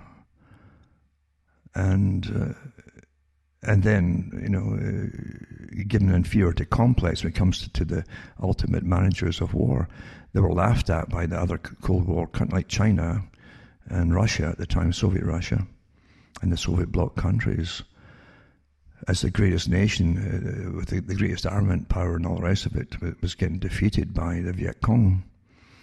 But in reality, too, they weren't allowed to win it anyway, in many different ways. And they shouldn't have been there in the first place. Obviously, foreign entanglements, that's what Washington said. And others said it too, the nation will do well if we keep out of foreign entanglements. It meant treaties, you see, because it draws you into wars. And that's what makes no sense at all when Kissinger and the other guys, as I mentioned earlier, about Afghanistan, they helped to set up the whole system for the Soviet Union to bring troops, masses of troops into and get bogged down in Afghanistan. And they set up the rebellion to get the troops in. And then they helped the Afghanis, many different tribesmen inside, different types of tribesmen, armed them and trained them, and bogged Russia down for such a long, long time until Russia was exhausted. The people at home were so sick of it, losing troops, losing equipment, losing resources, and the whole thing, and kept demanding to get out of it, and it would drag on for years until it exhausted them. And then, as I said, the troops were coming back home with masses of drugs from Afghanistan, which got into society in some of the big cities in Russia, until a lot their clinics and their mental institutions were full of people withdrawing from all kinds of heavy-duty drugs. So why would the US, once that was done, didn't wait too long once Russia was out and 9/11 comes, and then here they are attacked themselves, and they're still bogged down there. See, when things don't make sense, it means that what they're telling you is for completely different reasons. That they're here, there, or anywhere else. It's nothing to do with the simplicity of what they tell you, because simplicity means that it's obviously bogus. You wouldn't do the same mistake that you set up Russia to fall into. You wouldn't do it yourself, obviously. So there's other reasons for it all. And again, you can go even into the different writings of some of the politicians. Jean Kirkpatrick was awfully avant-garde in the whole push for socialism across the world. And yet Ronald Reagan brought her into his cabinet. And he set her up there because he set her up to plan out the strategies that she'd advocated. She says, rather than just go into countries one after another and change them and alter them or whatever through warfare, why not we set up permanent bases across the world for it? And he did. That's what the US has done ever since. permanent basis, you see. So whatever happens for the countries that have invaded, we're all planned long in advance. I'm sure there's a whole waiting list of countries still to go. We know there are actually who are still in the PNAC groups, a bunch of ones that general mentioned on Democracy Now. He says, well, we didn't understand why we're going here, there, and everywhere after 9/11. There's a whole bunch of, and the guy says there's more countries on the list too. So, yeah, everything just falls into line. It's all pre-planned, obviously. They admit it is, and they follow plans that they've written years ago. Absolutely years ago. So whenever you see anything happening on any kind of alliance, look at the COVID exercise. You had countless exercises before it, like tabletop ones, where the real participants, so-called specialists involved, Johns Hopkins and the Bill Gates, Melinda Gates Foundation, groups all working together, and plans and World Health Organization authorities and stuff. And even in 2010, the Rockefellers too were involved with those last two groups for the tabletop exercises in lockstep. You have all that happening for something that they obviously knew was going to happen, obviously. And when they couldn't get it all rammed through climate change control and post-consumerist laws to get rammed through to save us all from consuming, then bingo, here you get this taking over a COVID exercise. And now they're going to combine the two again for sustainability. Sustainability means they've got numbers which they say would be the ideal population to sustain the planet and to exist on the planet. And believe you me, if that's the case, you're looking at mass genocide to make that happen. How else who could they possibly do it? They're rather impatient. They don't want to see if the next generation they're not going to breed at all or volunteer for sterility. And I'm not making this up. They've had lots of questionnaires put out over the years about this. Would you volunteer too? Blah, blah, blah, So they do it the hard way, which is they'll say is tough love, tough love type of technique, and you're going to get it whether you like it or not, and that's it. And away they go. You're living through it, folks. You're all living through it. And most folk don't recognize it. CuttingThroughMatrix.com. Remember, send a few bucks my way, because at the end of the talk, most folks forget. I'm not there yet, mind you, at the end, but just to remind you, CuttingThroughMatrix.com, and you'll see how to send a few bucks my way and help me just keep going, because believe you me, you have no idea. You have no idea. I've mentioned unconventional warfare. I've mentioned the Department of Defense, their own manuals about it, how they've trained folk and how they instruct them to go into countries. They can be there for 10, 15 years. Bloggers and everything. That's what they do.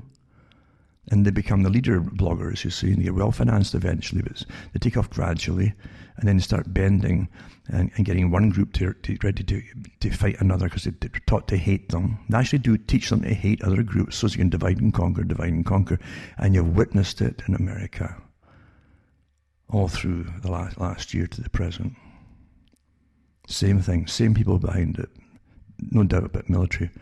And they organize coups, overthrows of existing people in order to put their own characters and their own puppets in.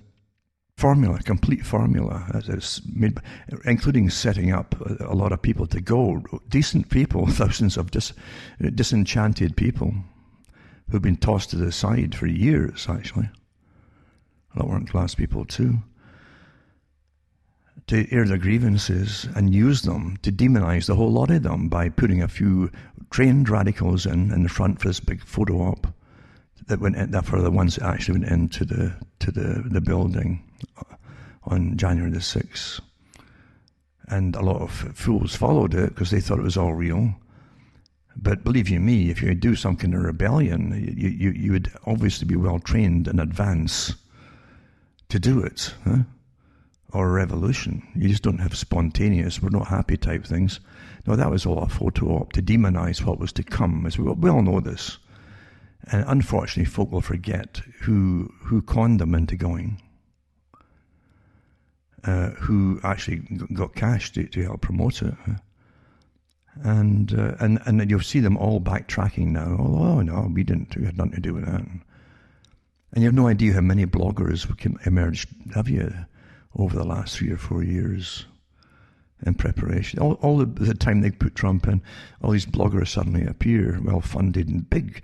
You get top billing at all the different outlets of YouTube and elsewhere, and just top billing, And you think it's all real. Then they add the Q thing in with it. Oh, can you believe that? And folk fell for that.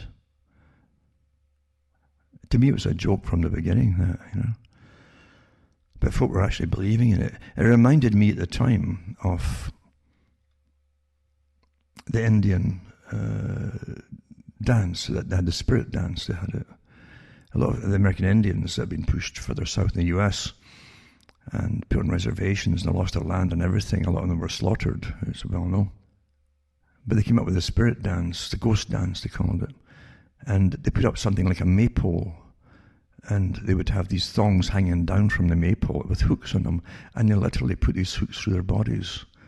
And they'd run round this pole, and occasionally their feet would touch the ground, and they would push them, give it another push, and keep them round it until they were into a kind of stupor, exhausted, and anemic, because we're losing blood, stupor, in order to get visions.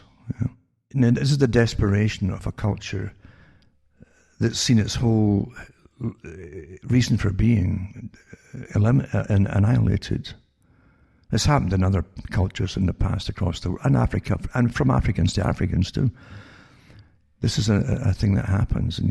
And so these guys, these kind of shaman-type guys would try to... The idea was that they would not just show their bravery by doing this, but if you could get into that stuporose in-between state, between the spirit world, the ghost world, and your own, you could communicate to the ghosts of previous generations of your own people to come back and fight for you to drive the white man out, you see. The invaders, and eventually I think the military stepped in to stop it because it was so bad, and wherever they had it, the natives would get really they would start doing crazy things and causing trouble, and they get arrested, etc. for it. It was a last resort. It's also, you actually saw that, I think, interesting enough, and when was it the last one in the series of Lord of the Rings, or the last bit of the main movie, or from the book, where they go into the big cavern of lost souls and they recruit them all on their side. That's all from what happened, actually. That story came from, actually, the legends of American Indians, the natives. I hate to call them Indians because they're not Indian. And they say, Columbus made a mistake. He thought he was going to India by a different route. Who's kidding who? Eh? Anyway, it reminds me too of the cargo cults, where during World War II, the US, across different Pacific islands, set up small air bases and things for refueling for long-term plans and agendas to do with the war. And the natives literally had never really met the white folk before, and they came out the sky in these big metal birds, you see. And suddenly they were delivering them food and Coca-Cola and all kinds of things, and trinkets. Some of them even made small businesses of using cans from canned meat and different things, and canned vegetables. They beat them into bracelets and started little small businesses. Much later, some of them even used Coca-Cola cans and stuff. Quite fascinating to see the old documentaries, if they're still out there. And so these people would stay, the bases might exist for the duration of the war, maybe a year later, and then they'd pull out suddenly, and they're gone. And the people literally were in shock.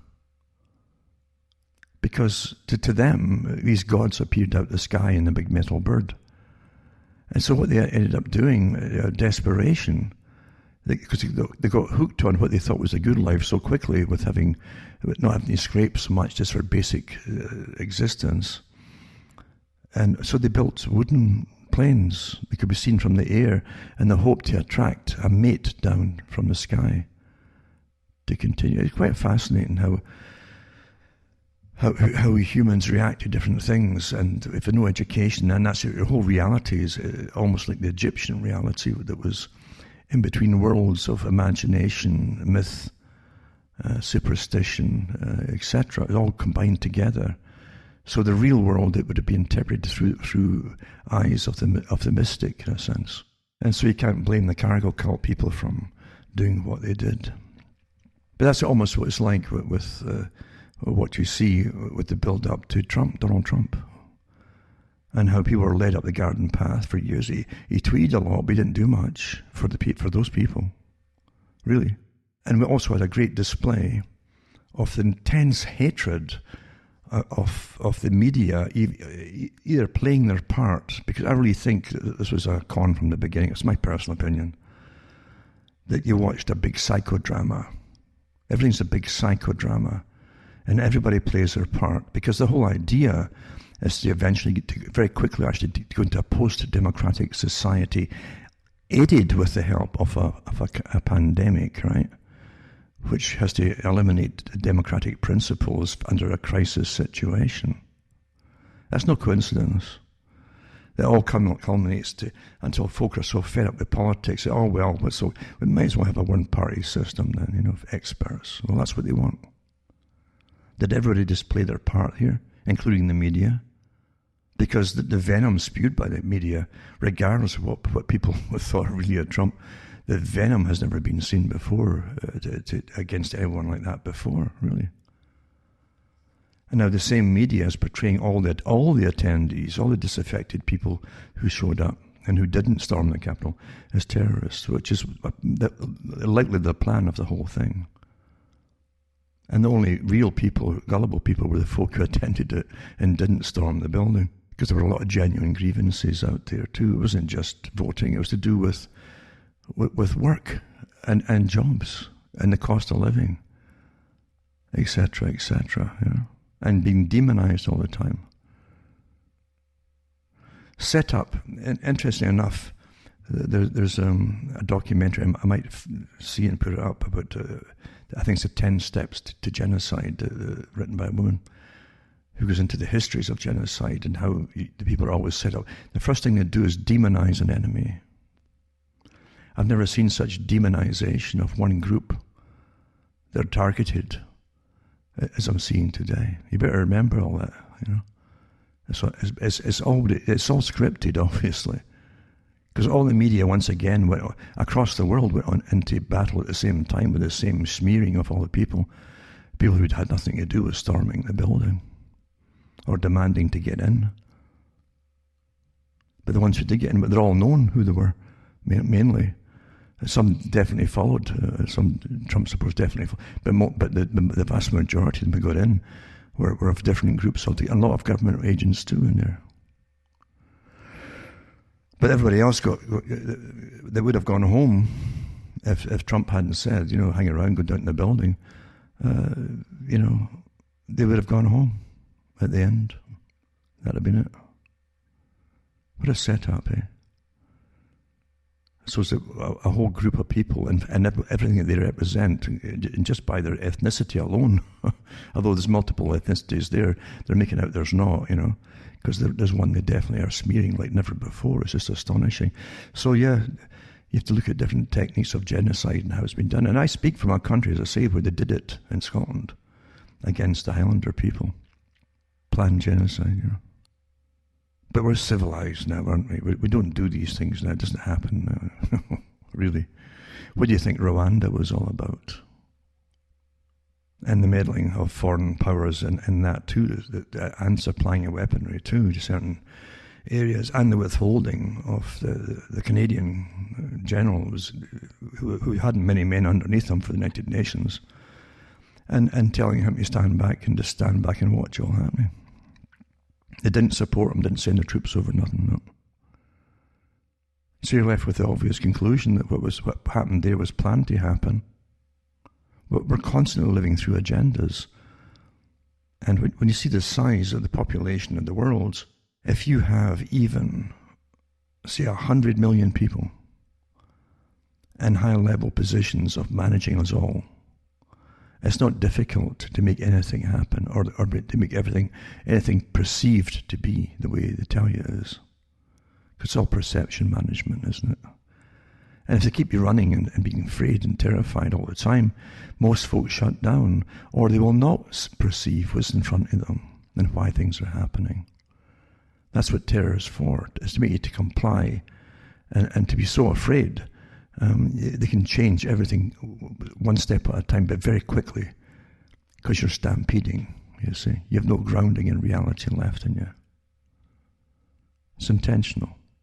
But the hype of the COVID thing, just the clips I've seen on the net that came from television, from mainstream news and so on, it's just over the top hype. The way that they're speaking is like actors or something, with using the voices they would use in a terror movie. Hype, hype, hype to exacerbate, comply is the message really. If you want to live, comply, comply, and that's how it's done, isn't it? So everything's a big psychodrama. 9/11 was a psychodrama. You can argue forever what was behind it, but the fact is that what they saw on television was a psychodrama. Repetitive psychic driving. Here's the planes, buildings, boom, boom, boom, over and over and over for days. Until I'm sure most folk were seeing it in their sleep. That was intentional psychic driving, they call it. MK Ultra type experience. Over and over, the same narrative, same narrative, same narrative, same narrative. And out of it comes part of a new world order, post-democratic, post-privacy. Now the psychodrama didn't stop with what they showed you, with them going up into the building and staying within the ropes and all the rest of it for the tourists. But it continued with this overreaction, with the National Guard getting called in for Obama's inauguration. That's a continuation of psychodrama. And the history books were written in advance for that kind of thing. This is the Pentagon vows to vet National Guard for extremist ties ahead of inauguration. So this is thought police now, isn't it? You understand how you've been trained into a whole new system with thought police, and your life's value is for you or for them as they look at you, and are you important, non-important, essential, non-essential, yada yada yada. And here's the thought police coming in, and I really mean it. They've got the thought police out there anyway. They're working with the net to see all the different stuff you've been watching since you've been on the net. You're already pigeonholed and categorized. And so this one here is more than 21,000 National Guard troops assumed, about 21,000, come on here, positions across the heart of the nation's capital Monday as military and law enforcement officials took new steps to head off any insider threats among the massive force of part-time soldiers during President-elect Joe Biden's swearing in this week. Yep. So there you go. So I'll put that link up too. But it's a massive psychodrama. The folk who watch TV have all been indoctrinated and damaged in a sense. It's meant to kind of injure you psychically and imprint itself in your mind forever. Just like 9/11. Senate confirms Avril Haines as Director of National Intelligence, it says here, the Washington Post. So as a lawyer and former Deputy Director of the CIA, you feel better now, eh? As a Director of National Intelligence, 84-10 vote signalled early bipartisan support for President Biden's slate of national security nominees. These are things that are all planned in advance, all these kind of things. Even they've admitted that a lot of the different documents that Biden signed were all pre-planned before he got in. All printed up and the whole thing. Just sign here. Anyway, it says here, interestingly enough, he's a CIA man. It says Haines had played a key role in Biden's transition and was an early favourite for the position. No kidding, eh? CIA. The Office of Director of National Intelligence was created in the wake of the September 11 attacks to help coordinate an intelligence apparatus that includes the CIA, the National Security Agency, and more than a dozen other organizations. So there's 14 organizations or more. It's similar to Britain, because years ago they created a kind of a top of the pyramid scheme for all the different intelligence agencies in Britain. It created a lot of friction at first amongst them because they didn't really like each other. They're all competing recognizance, really, of their abilities to do what they're doing, and then they put this overseer in charge of them all, which again opened up to the spy world even more so than it had before, like foreign spying. Anyway, it says Haynes will be the first woman to serve in the position. She was also amongst the first cabinet nominees Biden announced, and signaled the intent for her to serve as a principal leader in the public face off the spy agencies. So there you go. It's all right there. This one here too is an article. It's from the British Medical. It used to be called a magazine, but it was the Lancet. And it says the Trump year is drawing to a chaotic close. That's the perception you're supposed to all have. The events of January 6th, blah, blah, when a mob provoked by President Donald Trump minutes before stormed the U.S. Capitol building and forced Congress to flee to take shelter. Now, this is what's this medical journal doing, talking politics like this? This is the Lancet, for goodness sake. I mean, it really is something quite telling, this. Even the way they've worded this, so it's almost like he's the predetermined story that all have to parrot, right? When a mob provoked by the president, minutes before, it says, stormed the U.S. Capitol, a mob, and forced Congress to flee and take shelter, shocked the world. And it says the refusal to accept the results of a legitimate election and the use of social media to baselessly attack election officials and sow distrust in democracy. Here's the people who want a one-party system, are all emblematic of what will be Trump's turbulent legacy. So that's one thing they achieved definitely through it all, is this new update on a private security, like intelligence system within America. Another one, a civilian one, that is to go through all society and again embed itself in and keep its eyes and ears open and find out who's who. This is the Stasi. This is what's really come down. This the Stasi system, no doubt about it, folks. And the KGB type. The KGB had its own form of the Stasi. I mean, the KGB itself was mainly for foreign intelligence. But it also had departments that dealt with internal problems.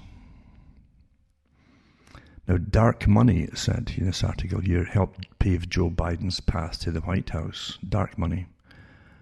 And it's Business Week this one comes from. So he benefited from a record-breaking amount of donations from anonymous donors to outside groups backing him, meaning the public will never have a full accounting of who helped him win the White House. It says his winning campaign was backed by $145 million in so-called dark money donations, a type of fundraising the Democrats have decried for years. They always decry when someone else is doing it. These fundraising streams augmented Biden's $1.5 billion haul, in itself a record for a challenger to an incumbent president. So that amount of dark money dwarfs the $28.4 million spent on behalf of his rival, former President Donald Trump.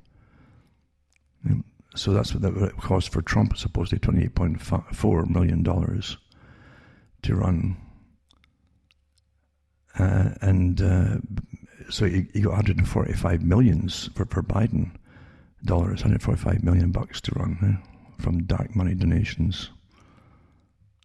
Great song, Democrats have said they want to ban dark money when others are using it as uniquely corrupting, since it allows supporters to quietly back a candidate without scrutiny. Yet in their effort to defeat Trump in 2020, they embraced it. It's not a bad little article, the same. Shows you where a lot of the money, some of the money did come through different organizations that have been set up in advance. I can remember when Bill Clinton was running, and towards the end it came out that millions, I don't know how much it was, but millions suddenly appeared to back him to run for president. And one of them was through a supposed I think it was Chinese Buddhist organization. That's what they claimed. That had only been set up not too long beforehand. This is how the money was funneled to them. And that way they could get it from another country rather than say, well, this country is sending this money over. They'd know they could do it through a Buddhist religious organization. See, you wouldn't believe the scams that go on with the CIA at the top, of things. And the CIA, they're all amalgamated long ago. It doesn't matter who they are. You can't keep them out, could you? An evidence-based guide, and this is from, it's called Evidence Not Fear. It's not bad for a look up. I'm very careful with everything I look at, I tell you. I also know some of the bloggers that are out there, just like the Colour Revolutions I've mentioned, that send in the same thing across the States and elsewhere in Canada, and that they can set up and fund, and who jump on the Q bandwagon and help push it all too. That's a clue, so it's you got to understand they're going to be likable. They've got to put a lot of the truth that's circulating amongst the underground, put it that way, and they will. And then they add on their little nonsense onto it, like Q and so on, and discredit everybody else who's sticking to the bare facts. That's how counterintelligence works. But lots of them sprung up over the last couple of years or so, 2 or 3 years, and they already had their big ones all taken over long ago, mind you, for the main propaganda outlets. China health experts call for suspension of COVID vaccines. That's the ones, as Norway investigates the 33 deaths, that's what I'm saying. And Germany probes 10 deaths as well. So I'll put that one up as well. And they have links to the RNA vaccines that were used, and it gives you the links from the Global Times newspaper, etc. They give you these links to them to verify it. And also mentions Bloomberg reported that the number of deaths under investigations in Norway had risen to 33, and that all had occurred in people ranging from age 75 to 80. And Bloomberg's article said it's important to remember that about 45 people die every day in nursing homes in Norway. So it's not a given that this represents any excess mortality. There's a causal connection. Of course not. But however, the Norwegian Medicines Agency previously told Bloomberg that all of the deaths occurred in people who received the Pfizer-BioNTech vaccine, which until Friday was the only COVID vaccine approved for use in Norway. The Institute told Bloomberg that for those with the most severe frailty, the elderly and they're frail, even relatively mild vaccine side effects can have serious consequences. No kidding, eh? For those who have a very short remaining lifespan anyway, the benefit of the vaccine may be marginal or irrelevant. Well, why are they using it on them like guinea pigs? Oh. And it says the Institute also admitted to Global Times that the clinical trials that resulted in emergency approval of the vaccine included very few people over the age of 85. Were there any? I wonder. But added, we assume that the side effects will largely be the same in the elderly as in those over 65 years of age. Once you're over 50 odd years, you're plummeting with your immune system, its ability to recover from things and fight things off. So 65 to 75 to 85 is 20 years difference. So why would you expect the side effects be largely the same for those in the elderly as those in over 65 years of age? And according to Global Times, a Beijing-based immunologist who requested anonymity said the mRNA vaccines had not proven safe for large-scale use or for preventing infectious diseases. Noting that people over 80 have weaker immune systems, he said they should not receive the vaccine, but instead should take medicines to improve their immune system. Wouldn't it be more practical? Let's boost your immune system. Let's increase it.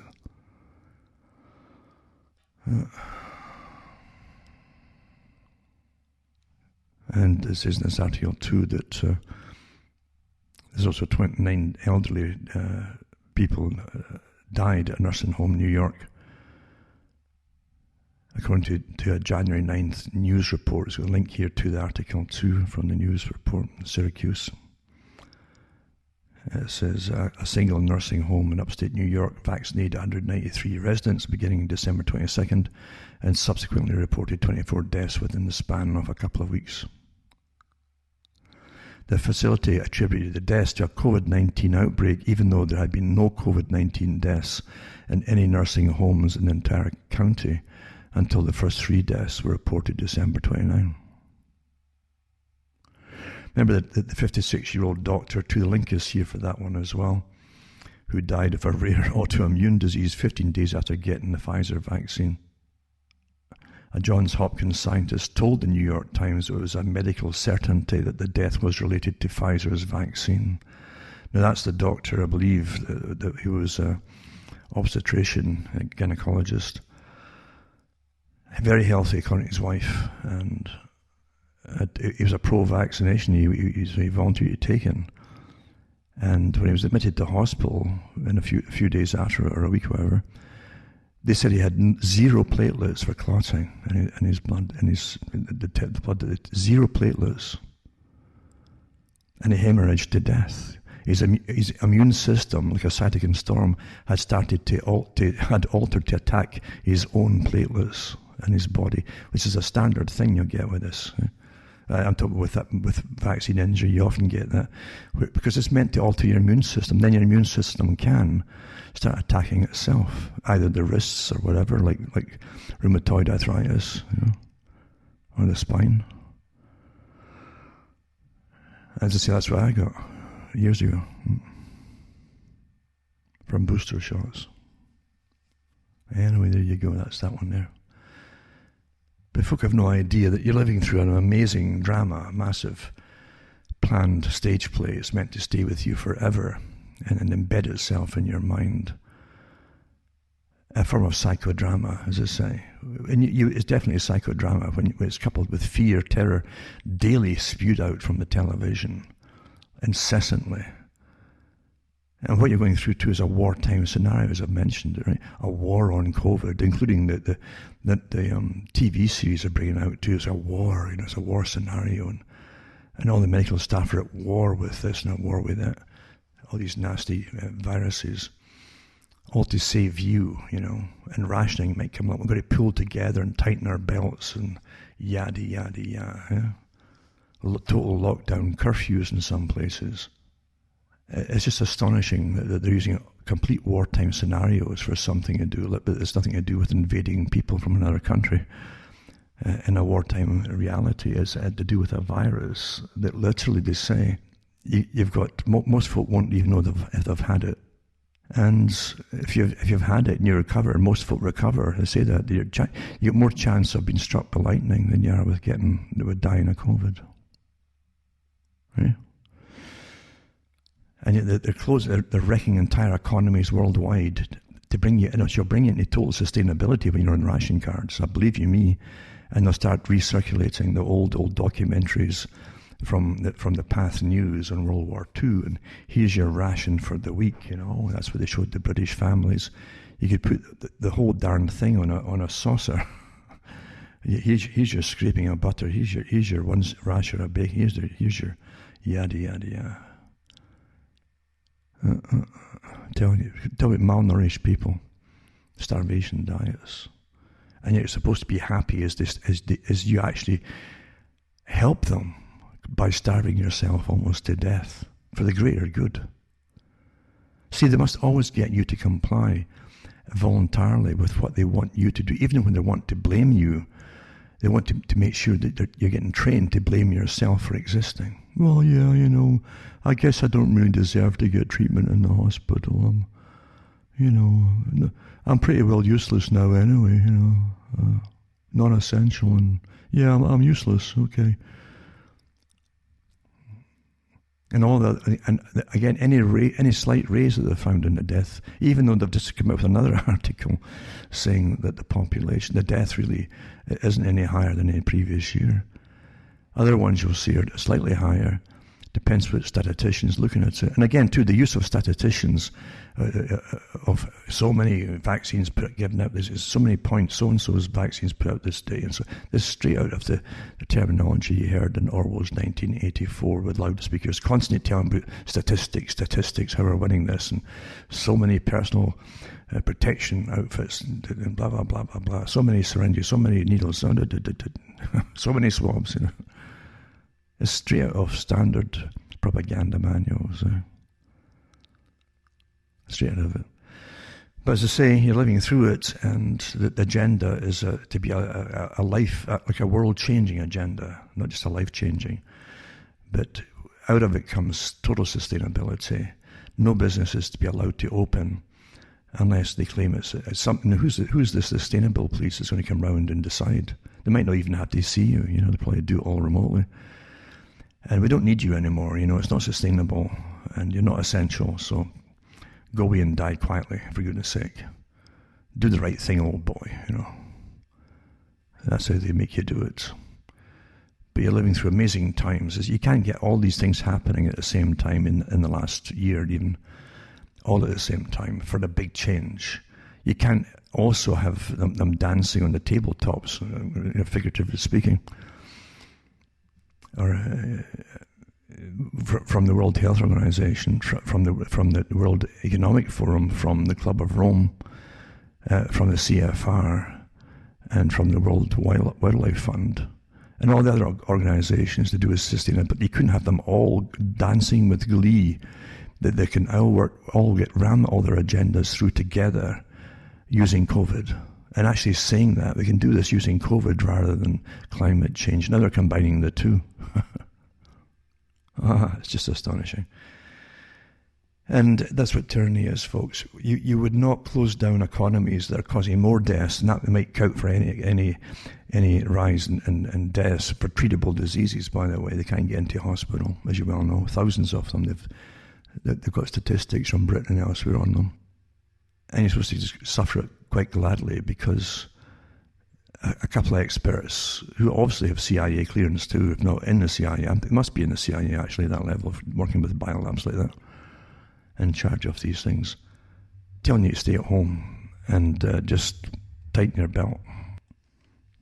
Here's some statistics here that are verified as well from the so-called experts. In at least 80% of the cases, the virus produces either no symptoms or a mild cold-like illness. The infection fatality rate for COVID-19 is 0.15% to 0.2%, which is close to the seasonal flu, which is around 0.1 to 0.2%. Children have a greater chance of being struck by lightning than dying of COVID-19. Adults are more likely to die in a car accident. Most of the population have no risk of dying from COVID-19. Studies show that 99.94% survive COVID-19 and will be resistant for a long time. So they've developed antibodies, you see. The people at risk from COVID-19 are clearly defined. And they're talking about the very elderly and comorbidities and so on, and should be protected with targeted measures. Children are not susceptible to it, nor do they transmit the virus. However, COVID-19 can be deadly for older and vulnerable people, so it's important to protect them. It'll help eliminate hospital overcrowding. Nevertheless, the average age of someone who dies from COVID-19 is 82.4 years. That's the average age, right? Who dies of it, with comorbidities and so on. Comorbidities and their pre-existing condition. This is actually higher. So the ones who are dying are about 82.4 years, right? This is actually higher than the average life expectancy in Britain, which is 81.1 years. So there you go. Lockdowns prevent population immunity because the more it spreads and you don't get the symptoms or it's very mild, you end up getting immunity to it, you see, long term. But I was interested from the beginning too that Fauci and the rest of them completely dismissed the idea of catching it and getting your own immunity to it. It was just astonishing because the agenda was always from the beginning, vaccination. That nothing else would work there, or, as far as you're concerned, which is rubbish because everyone who's had a PCR test and then a negative one has now got antibodies, if the PCR tests even work, you know. Yeah, but what has facts got to do with big agendas, eh? It's just astonishing that folk, unfortunately, are listening to television and that campaign of terror on them. It really is driving folk mad and making them ill, definitely ill. And lots of folk are terrified to even attempt to go to a hospital. And just like the last time it happened last spring, they were dying at home in pain and all the rest of it, and they're told to stay there and not come into the hospital. They could even get painkillers. That's your caring authorities for you. Yeah, I'm afraid you have to die at home in pain, because if you come to hospital, you might bring COVID with you or catch it in the hospital. And say, here you are in agony. Isn't that terrible? Our caring society. The same politicians that gave all your factories and ability to maintain a nation through work and employment, gave it all away through free trade agreements and made you pay for it all. They really care about you, don't they? They really do care, yeah. Everything's managed by script writers for perception management. Everything you see and read or hear. What a disgusting display. I just hope people will record so much of this that down the road, just like the character Winston in 1984, leaving a message to the people of the future to tell them what happened in the past in his age. I hope you're keeping records for this to show people down the road what was done to them, to bring them into a post-consumerist society and to minimalistically, actually it's not sustainable. They want depopulation, don't they? The withdrawal of food, energy, all these kind of things, the withdrawal, bring you back into a 19th century state of living, poor hygiene, cold, etc. And you watch the same old childhood diseases suddenly emerge, which are really to do with bad hygiene and bad malnutrition, etc., poor nutrition. This has all been disclosed by them before on their wish lists. So anyway, hang in there and don't fall for everybody who's remaking themselves right now on the net or whatever, as they pretend had nothing to do with setting up that setup at Capitol building. It was a setup for sure. And remember that the whole world's against a stage, right? And you're watching the biggest show on earth for a bigger agenda, a huge, all-encompassing world agenda to be rammed through. And folk have to regain their individuality and learn what that tongue is for once again, to be used for any changes to occur for the good, no doubt about it. Help each other out, no doubt about that too. You've got to do it, folks. Have small clusters to help each other out in bad times. As the lockdowns get worse and worse, and certain folk will when they ban you from driving on the road, they've already said that they don't want to do away with the combustion engine, because that was always the agenda for the 21st century.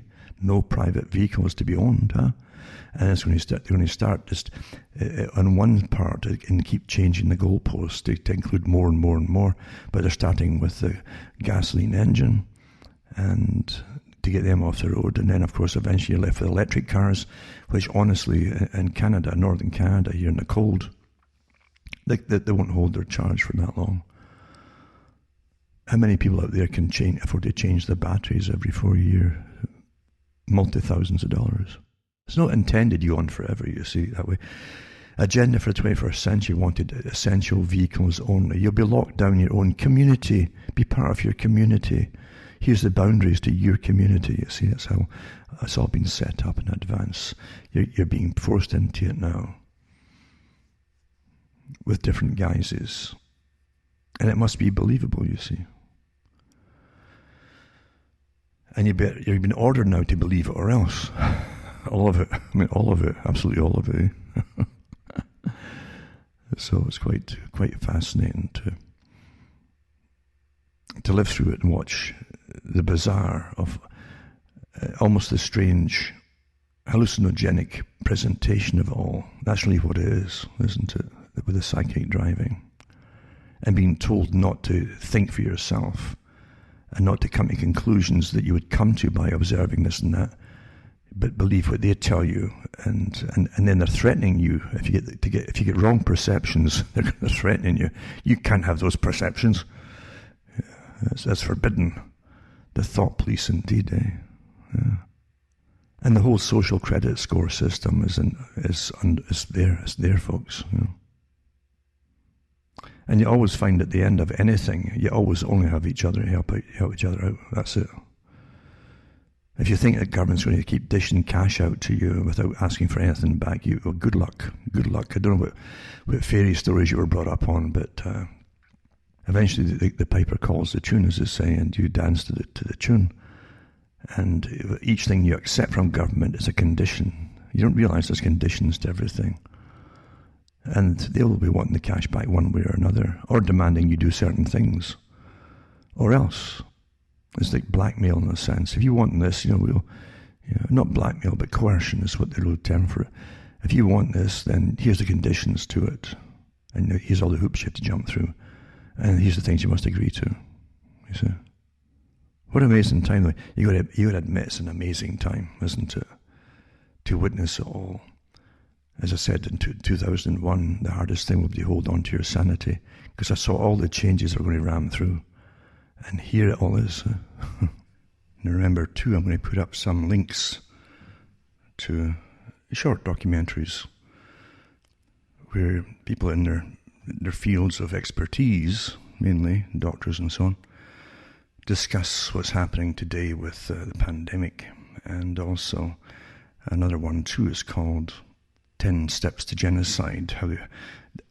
It's really interesting to see how what's happening today has happened in the past, because there are definite sequences of formula introduced step by step to bring in you always demonize an enemy and go through different steps, ostracize them from all the rights that they have within a society, expel them from having free speech and things like that, demonize them, and then of course you end up with what's generally thought about as being the unthinkable. This unthinkable thing has happened even in ancient times to the present, because it's definitely a formula, and we're witnessing it today. We've been witnessing it for a long, long time. Even in the 90s, it was rather evident building up to it from the actual authorities, because genocides on any particular people happen from at the top down. So it's interesting. I'll put it up, 10 Steps to Genocide. And you can look up the histories of genocide for yourselves. Anyway, remember, folks, send a few bucks my way, cuttingthroughthematrix.com. You'll see how to do it there, how to send it to me. And I can't get the books out just yet because we're total lockdown, right? Non-essential. Yeah. But eventually we'll get them through some way or another. So just have patience and hang in there. We're all hanging in there, aren't we? So from myself, Alan Watt from Ontario, Canada, it's good night, and may your God or your gods go with you.